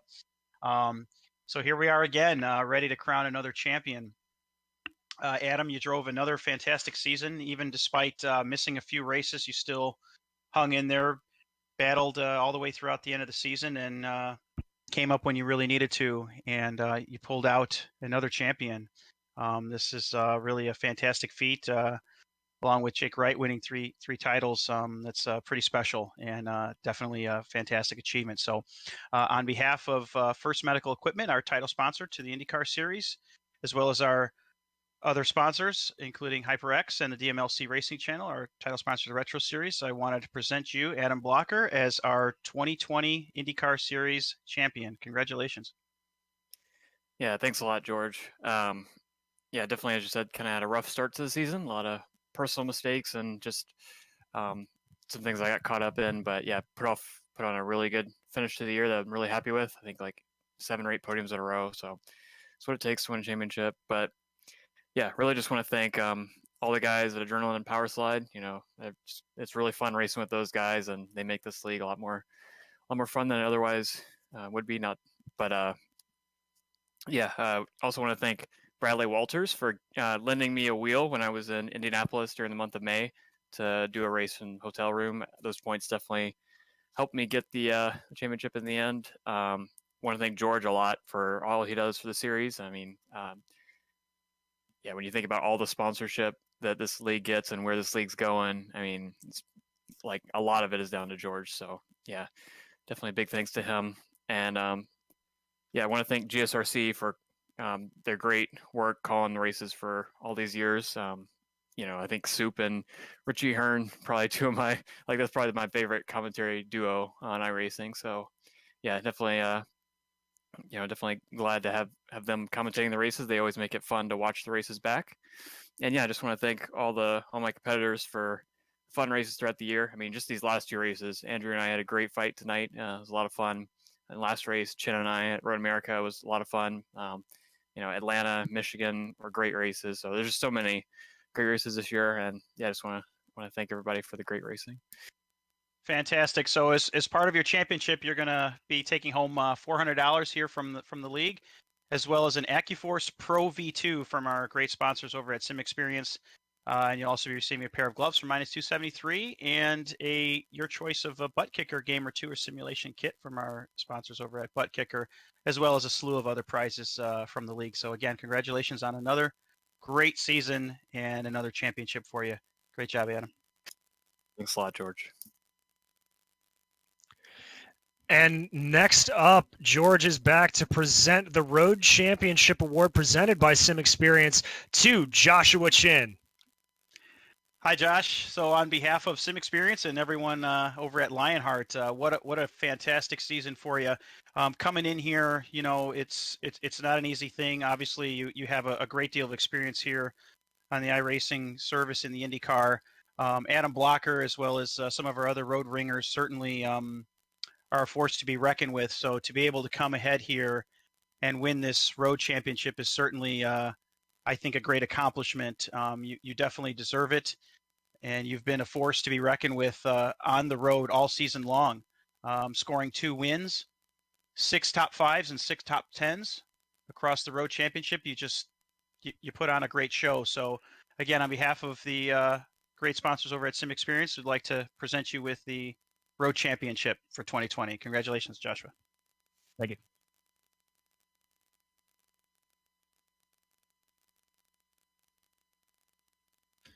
And I think we got David Cordy, right? Is that where we're going next? We're going to go with the oval presented by Butt Kicker, the oval championship.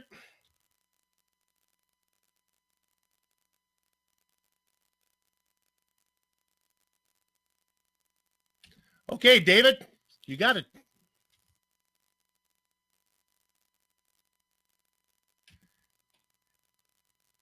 And we're looking there we go. I'm here. There we go. There's David Cordy. You got a word for us, David? Oh, well, then I'll do it. For you. So the winner here of the Oval Championship presented by the Butt Kicker. This is, of course, without drops. You got to win yourself a $50 custom plaque, a Butt Kicker, Lionheart Sim Vibe software key from SimXperience, and 2 IMS T-shirts, a hard copy book. Sounds like a good deal. Congratulations. Yeah, thanks. Kind of unusual for me to win the Oval Championship and not the road, but yeah, it kind of just shows how competitive everything was on the road this year, and definitely glad I could execute on the ovals, and yeah, it means a lot to get the Oval Championship. Indeed. George, you did a good job, huh? Oh, he did a fantastic job. Again, like we said, as always, Blocker's a threat regardless of what track, super speedway or road course, street course. He's just one of the greatest here on iRacing, especially in the IndyCar here. So fantastic season again, and congratulations on winning the Oval Championship presented by Butt Kicker. Okay, cool. Let's go ahead and bring Brandon Lincoln in, because I believe Brandon has an award to give away as well. Brandon, I think you got an award to give away. Who are you doing? Who am I doing, he says. Well, I'm going to tell you who you're doing. You're doing Driver of the Year, presented by First Medical Equipment. The Driver of the Year award is upon us one more time, and it's with a heavy heart that I announce again that it's First Medical's last time providing it. In the realm of similar partnerships, I think it's quite something to look back and reminisce on a large chunk of our lives together. Some who've been around since the partnership began, and some who've joined along the ride and become part of the Lionheart family. As a group, few places provide you with a feeling of camaraderie and accomplishment like this league does. And it's a big part of why this little family-owned business in Iowa wanted to be part of that and promote it. As Lionheart has grown, so too have its sponsors, and it's time for it to have a new leader as George continues to spread its wings. That too means that I will be, as George likes to put it, hanging up my virtual helmet. Today's race was my last, and I feel like I've accomplished what I could for myself and for Lionheart in this last 5+ years. When I joined Lionheart, it wasn't necessarily for a love of IndyCar like many of you have, but for a love of racing. When I joined the service and went through my licenses, I found the IndyCar to be the most challenging and a fun way to run adrenaline-packed racing inches apart while expecting no errors, minus our beloved netcode, of course, which is simply unfair at times. It expected a lot of me, and that's what led me into the love of this type of open-wheel racing. And when Jason Galvin found me in a fixed race and said, "Hey, you ought to check this league out," little did I know it would lead to be what it is. When I started with the league, it was 100% to improve my craft and see just how good I could be against the best drivers on the service. I've done that to the best of my ability, and the problem is, so has the league. To put that in perspective in terms of numbers, when I started, the road courses were spanned by about 4 seconds in the field, with Jake Wright leading the way. The league now has a span of 10 guys easily who could push for a road course win, and the field is separated by 2 seconds. That's half. It's amazing. On ovals, qualifying times were a battle and exciting and worth practicing for. They are now spread between hundredths of a second through the top 20 of the starting lineup. That's amazing. As I look at those numbers, it's hard to realize that I've improved so much from where I started, only to have it not result in a win for me. I have essentially hit the limit of my personal ability, and I'm proud of that. I worked hard for that. While I announced at the end of last season that First Medical would be leaving the spotlight, I wasn't sure what my future was, and now I am. I also said and warned you all that since George and Patrick decided that the league sponsor would be the presenter of this award, I took it quite seriously, and I tried without bias to award those that most exemplified the heart of Lionheart. I feel I've done that until now, because I don't have to anymore. As fate would have it, being tossed to the sharks in here, on track it's a bit of a daunting task to wiggle your way into a group of competitive guys who will always say, "Who's the new guy?" and find your place. When I got here, there was one person that did so. His actions first spoke to me on the track and then became part of a team that he convincingly let me pretend to lead. His track presence is nothing short of spectacular, patient, fast, and clean. What that did for me in the beginning was give me comfort. What it did as time passed was create respect.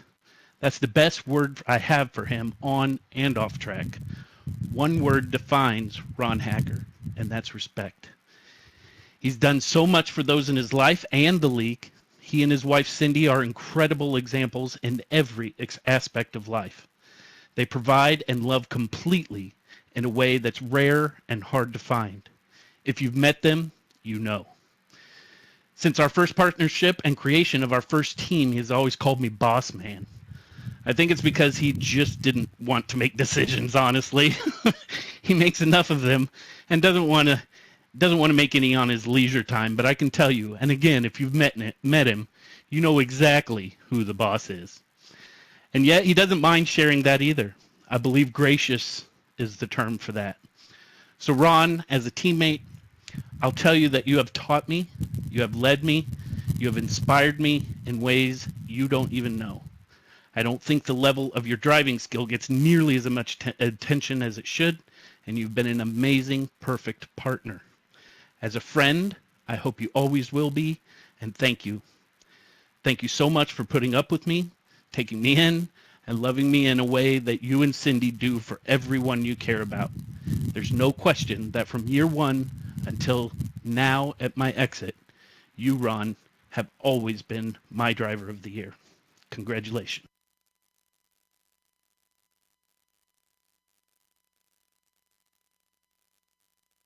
Yeah, man, I don't know what to say. I appreciate it, Brandon. You know, I love you guys. Everybody in the league is awesome. To be a part of this is just a highlight of my gaming career. So, don't know what else to say, but thank you very much. There you have it. Ron Hacker picks up the award there. DJ, who you got? Well, we're bringing back into the booth Andrew Kinsella to present the Rookie of the Year award presented by Butt Kicker.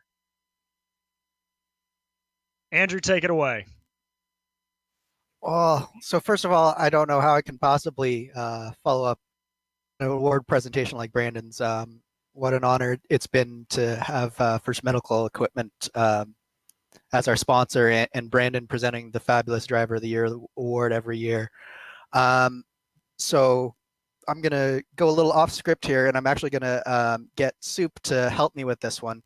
So this is the Rookie of the Year, and this is presented by our friends over at Butt Kicker. And Soup, for one last time, what does Butt Kicker give us that's unparalleled? Haptic immersion, baby. There we go, haptic immersion. So this one is a special one for me, actually, because I actually won this in my rookie season. So it's kind of fun to be able to present this one to a new rookie. I call him a rookie, but he's not really a rookie to the IndyCar because he's got a lot of experience elsewhere. But this was his rookie season in Lionheart, and he really showed what a rookie can do. So Josh Chin, this Rookie of the Year award is for you. You get a custom plaque, a Butt Kicker, SimVibe software, HyperX Fury RGB SSD, 1 terabyte, 100th running Indy 500 DVD, IMS hat, 1/24 scale racing championship model, 2 IMS shirts, and some prints. So congratulations, man. Thank you. And there you have it. Another congratulations. You guys got to give your congratulations speech or your thank you speeches worked out. Okay, we're going to bring in Dave Cordy now. Dave's got a presentation here for Team Championship presented by HyperX. Yep, I'm here. Yeah, so the Team Championship presented by HyperX. This was another fantastic season. Adrenaline Red is the 3-car team that's going to be taking this title. Again, really, what can you say? Adrenaline has been just a team that's been dominating these team championships for the last few seasons. They really put on a fantastic show. They've been up at the front pretty much every race. And so on behalf of HyperX and the Lionheart Racing Series, I'd like to present Adrenaline Motorsports Red with this year's 2020 Team Championship. You take this one, Brian. I've been talking enough. All right. Well, I just jumped in, got feeling back in my hand. So thank you so much, George. Yeah, I mean, I'd like to say for this team championship here that I contributed more than I did, but Andrew crushed it this season. He had an amazing season. Joe and I were nice and steady, got points when we needed to. This last race was a roller coaster. I wasn't sure we were going to be able to do it after I caught the wall, but I mean, unfortunate for some of the other guys there. We had a very close fight all year, and just very happy to get to the end of it. It's been a long season. So your guys are going to be receiving some gear from HyperX as well as a slew of other prizes from the league. And again, our thanks to a fantastic season, and congratulations again to Adrenaline Motorsports Red on winning this year's 2023 car team championship. Again, thanks, George. Looking forward to it. Okay, George, I think you had another one, the organization championship. Yeah, absolutely. So for those of fans that are watching that may not know about the organization championship, so an organization is composed of 2 3-car teams, with each 3-car team normally competing individually, but as an organization, their points are combined together. So at the end of this season, it was a pretty close fight there for a while, but Adrenaline Motorsports as an organization has taken home this year's 2020 organization championship that was presented by HyperX. So congratulations to Adrenaline Motorsports on winning the organization championship. Yeah, thanks very much, George. What can I say about Adrenaline? We're a family, and we work so well both on and off the track together, and it's just an honor to run with these guys. Everyone pushes each other to do their absolute best, and it shows in the results. But yeah, looking forward to coming back next season and doing it again. And just thanks for all the other organizations and all the other teams that makes Lionheart so competitive.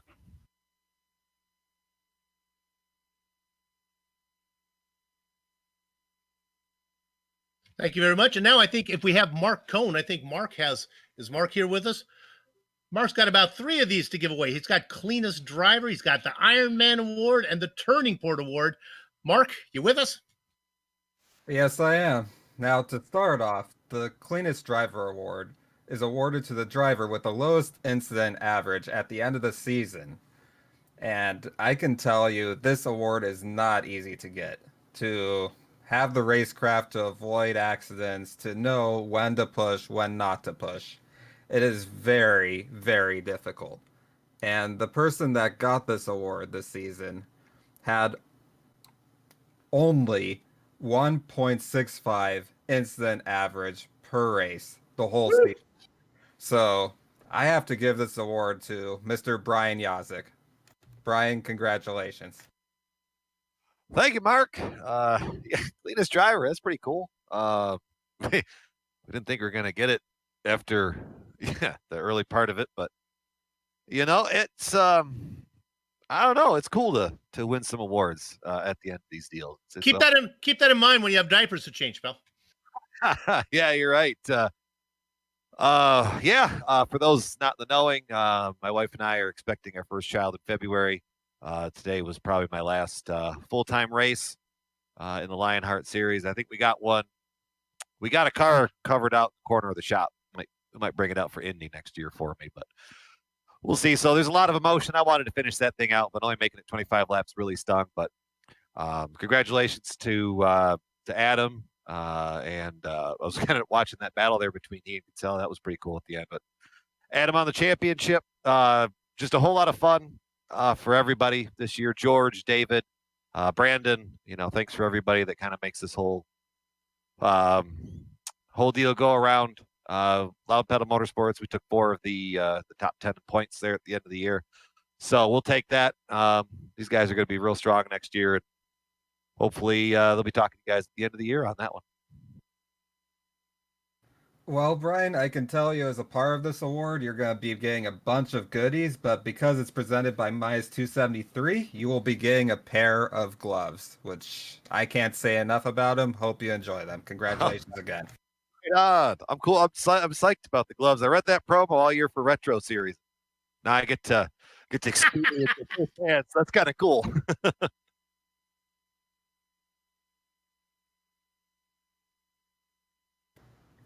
Now for our next award, we have the Ironman Award. This one, again, very difficult to get because you have to complete the most miles across the total season. And with 3 500 milers, ton of events throughout the year, again, not easy. And this person that won this award completed 4,175.1 miles. So for that, I have to give the 2020 Lionheart Ironman Award presented by Minus 273 to Mr. Chris Lanini. Congratulations, Chris. Thank you. I didn't even actually realize I was in contention for this award until probably 4 races to go, because I had a rough start to the season, and I wouldn't have thought that I would be in contention for an award for doing the most of much of anything. But about 4 races to go, I noticed it, and I started to actually pay attention to it, which made me nervous, but it worked out. I'd just like to thank my team. I'd like to thank the league, especially Brandon. It's not going to be the same without him on the track, and George and all the admins and everyone, my sponsors, and yeah, thank you. Absolutely, Chris. And of course, you'll be getting some goodies with that award and $50. So I hope you enjoy it and stay here for a second because we're not done with you yet. Now, the last award I have to present is the Turning Point Award presented by Turn Racing. This award is given to the person that basically turns their season around. They may have a tough start to the year and then get really good at the end. And in this case, this driver went from 24th all the way to 8th in the final standings, 16 spots gained, and an incident decrease of minus 36, which is pretty amazing. And for that, Chris Lanini, congratulations. You are the 2020 Lionheart Turning Point driver. Thank you. I'm a little bit more surprised by this one. I wasn't sure if I was going to get it. I knew I was in contention because I looked at the halfway standings, and it's just it was a matter of, I guess, being more patient, a little bit more luck, and some of my teammates talked to me. I talked with some of my teammates, and they encouraged me, and just yeah, I have less of a speech ready for this one. But thank you to my team, and yeah, thank you to the league and the admins, and yeah. Well, congratulations again. You're going to be getting some goodies, including some spotlights and $50 cash, which never hurts. And I sincerely hope you enjoy it. Congratulations again. Thank you. Okay, before we go to George and Zoldo to thank all the sponsors, we're going to be one of the sponsors down in there. We're going to talk to, he gets the moniker the Candyman. Of course, it's Dustin Wardle. Going to talk a little bit about, my favorite sponsor, Dwarves Candy. Hey, Dustin. Well, hello. How are you guys? I appreciate you bringing me down here. First of all, tell us about Dwarves. I love Dwarves. It comes in my mail every once in a while. I love it. Good stuff. What's going on? Yeah. Well, I love sending it out because I like how everybody really seems to enjoy it. It's this stuff is it's taffy, but it's not. These are soft, chewy, delicious taffy chews with like a peanut butter filling is our most popular, and they've been around since 1909. They're sweet, and the peanut butter is a little bit salty inside. It's like if you think of yourself like a super fresh Abba Zaba, it's but better. Oh, that's not peanut butter. Yeah, it's like a really, really, really, really good Abba Zaba. Yeah, it's a lot different, and we're making them fresh daily, and we've had a great year. Thanks in part to all the shout outs here on GSRC. We're making it fresh daily and can barely keep up right now. It's fantastic, and hope you guys all try to get some from dwarvescandy.com while the getting's good. Get it in, they'll mail it out to you, and I guarantee you're going to put a smile on your face. It's good stuff when it comes in the mail. Thanks you, Dustin. Good luck to you next season, man. Hey, thank you very much. Look forward to it. George, you got lots of sponsors, though, just not Dwarves. Yeah, how about it? I just wanted to just kind of give some final thanks here. Again, just what a way to wrap up another championship here for Lionheart between the Retro Series and the IndyCar Series. It's been a fantastic almost 7 years between both series. We've had so many fantastic races. Thanks again to you, Soup, and Richie, and all the other announcers over at GSRC for doing a fantastic job. The directors, thanks again for your attention to detail. It's been a fantastic ride. 2020 again, I think really embodied our motto, which is competition, commitment, excitement. And again, I always say, like, you can't have one without the other. And I feel that everyone responded appropriately to that. And so with that, I'd just like to give a final thanks to First Medical Equipment. Again, as Brandon said, they've been with us for 5 years. I can't thank Brandon and his family enough for what they've done and what they've contributed to this league. Without their contribution and their efforts, I don't know if Lionheart would be where it is today. So I don't know, honestly, if all the drivers really understand exactly what he's contributed to this league. So definitely want to give a huge shout out to Brandon and First Medical Equipment, as well as HyperX for coming on as our sponsor to our entire organization. They've been a fantastic supporter to our league and to our drivers. The DMLC Racing Channel on the Retro Series side, they've been fantastic, stepping up and taking over the title sponsorship to Retro Series. Our other 2020 sponsors, SimXperience, Butt Kicker, Minus 273, Clipping That Apex, Turn Racing, SPO Designs, Midwest Simulations, Pit Lane Parley, Track Racer, Kai's Games and Beer, Viva Motorsport, Snail Racing, and finally the Sim Pit. So again, on behalf of all the members over at Lionheart, the drivers, and everyone involved, just want to thank you all again for another fantastic season. We wish you all the best, and we'll see you on track again in 2021. So thanks again for another great ride. We really appreciate it. Good deal, George. Thank you very much. It's been our pleasure to cover you over the years. Good luck to you down the road. Well, that'll just about do it here for the Global SimRacing Channel. Remember, when we come to have these broadcasts, a lot of things we have to take into account. How about the music? That comes courtesy of Junia Lawn. See the screen to how to contact her. Here are some of the companies and equipment or software that made this broadcast possible. If you'd like more information about GSRC, including the complete list of future broadcasts, you can find it all at globalsimracingchannel.com. We're also on Facebook at Global Sim Racing Channel, Twitter at GSRC Channel. Let me try that again, GSR Channel, Instagram at GSRC_Graham. If you're not already a member of GSRC YouTube subscriber, hit that big red subscribe button so you don't miss a thing. Looking for a unique gift? Go to our merchandise store. That is gsrc.storeenvy.com. Finally, on behalf of the entire crew, that would be DJ, Sean, and Dougie, I'd like to thank also Richie, who's been with me for most of the season. It's been a wonderful time covering Lionheart Championship, as the Lionheart Championship 500 presented by SimXperience is won by Andrew Kinsella. And for the third time in a row, our season champion goes to Adam Blocker. Congratulations to both those drivers. With that said, we're off to have fun. Storm of the castle. So until next time, peace, good health, race clean, race hard, and we'll see you on the track.